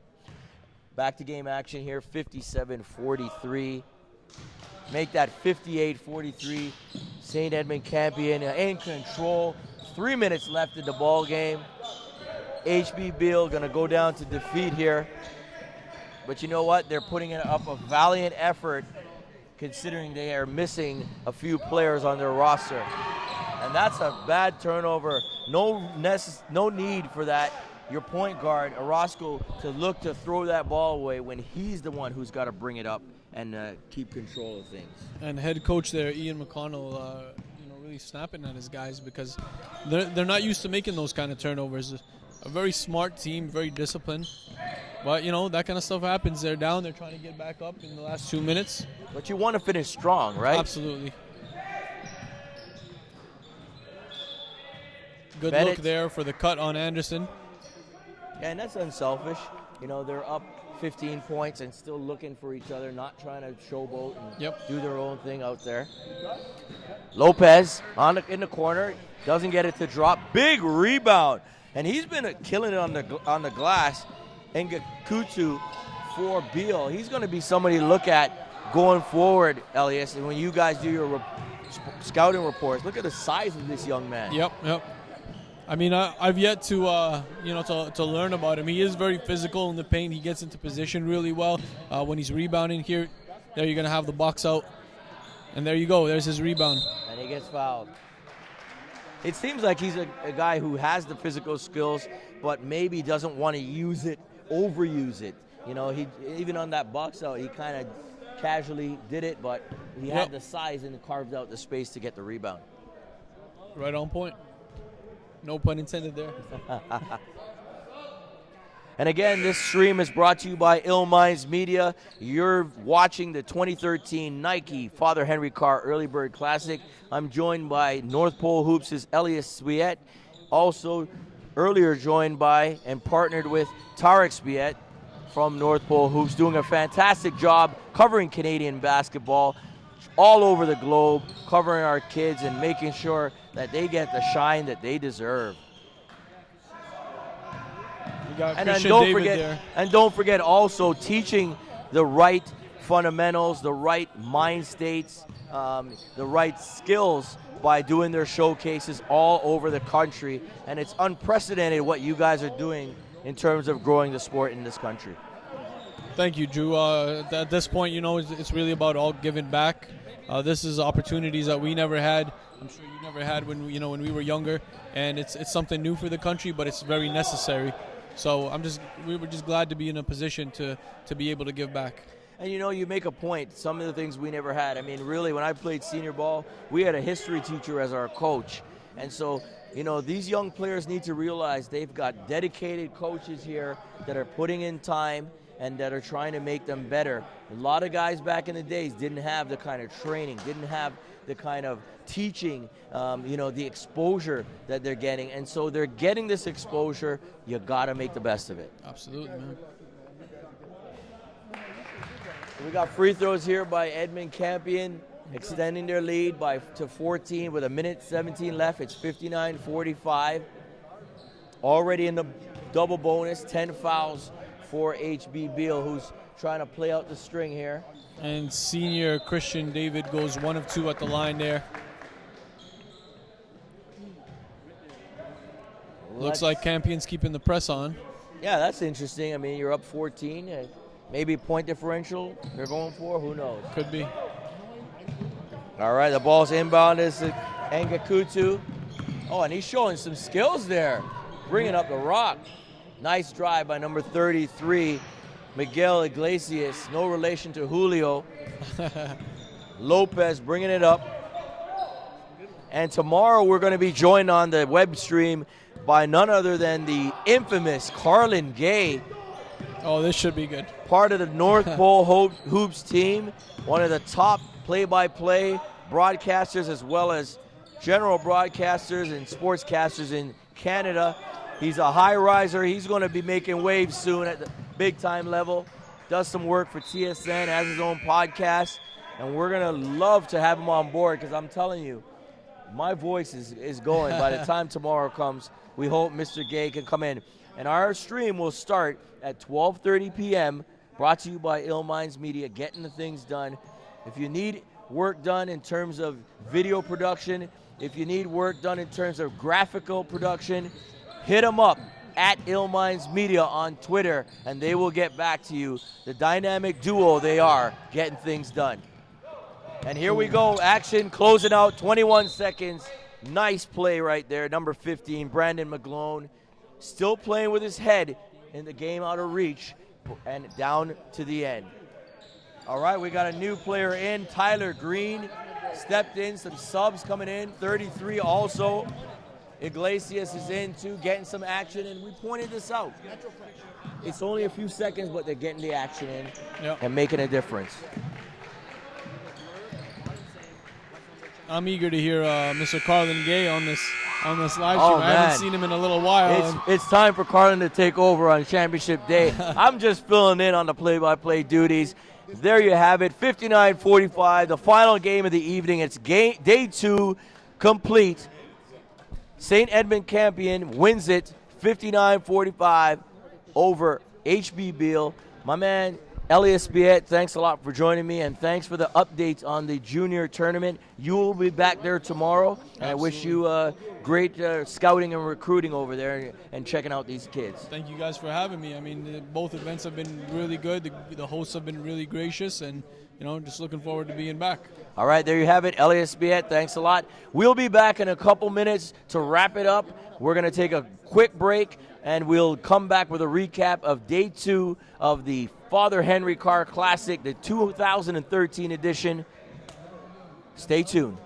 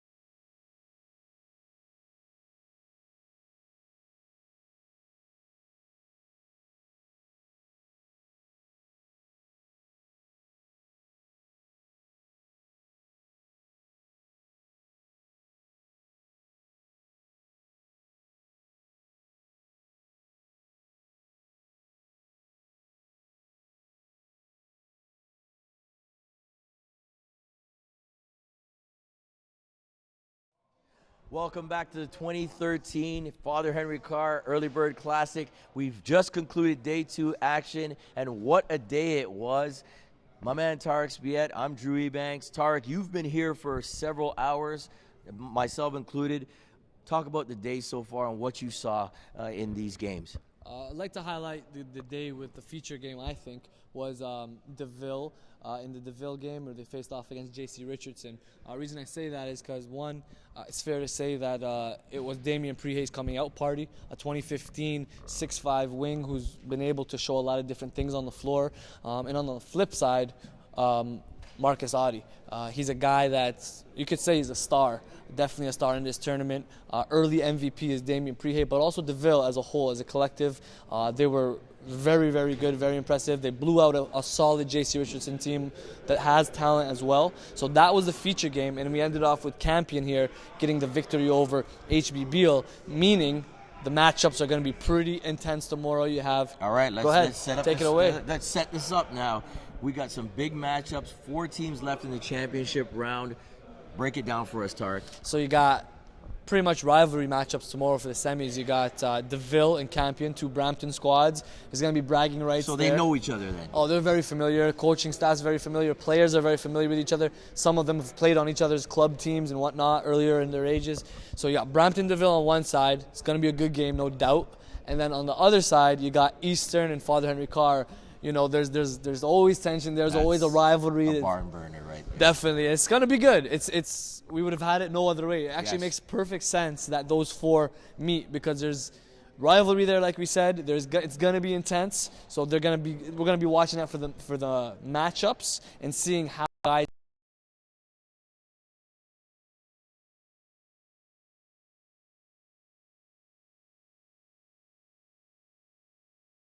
Take it down.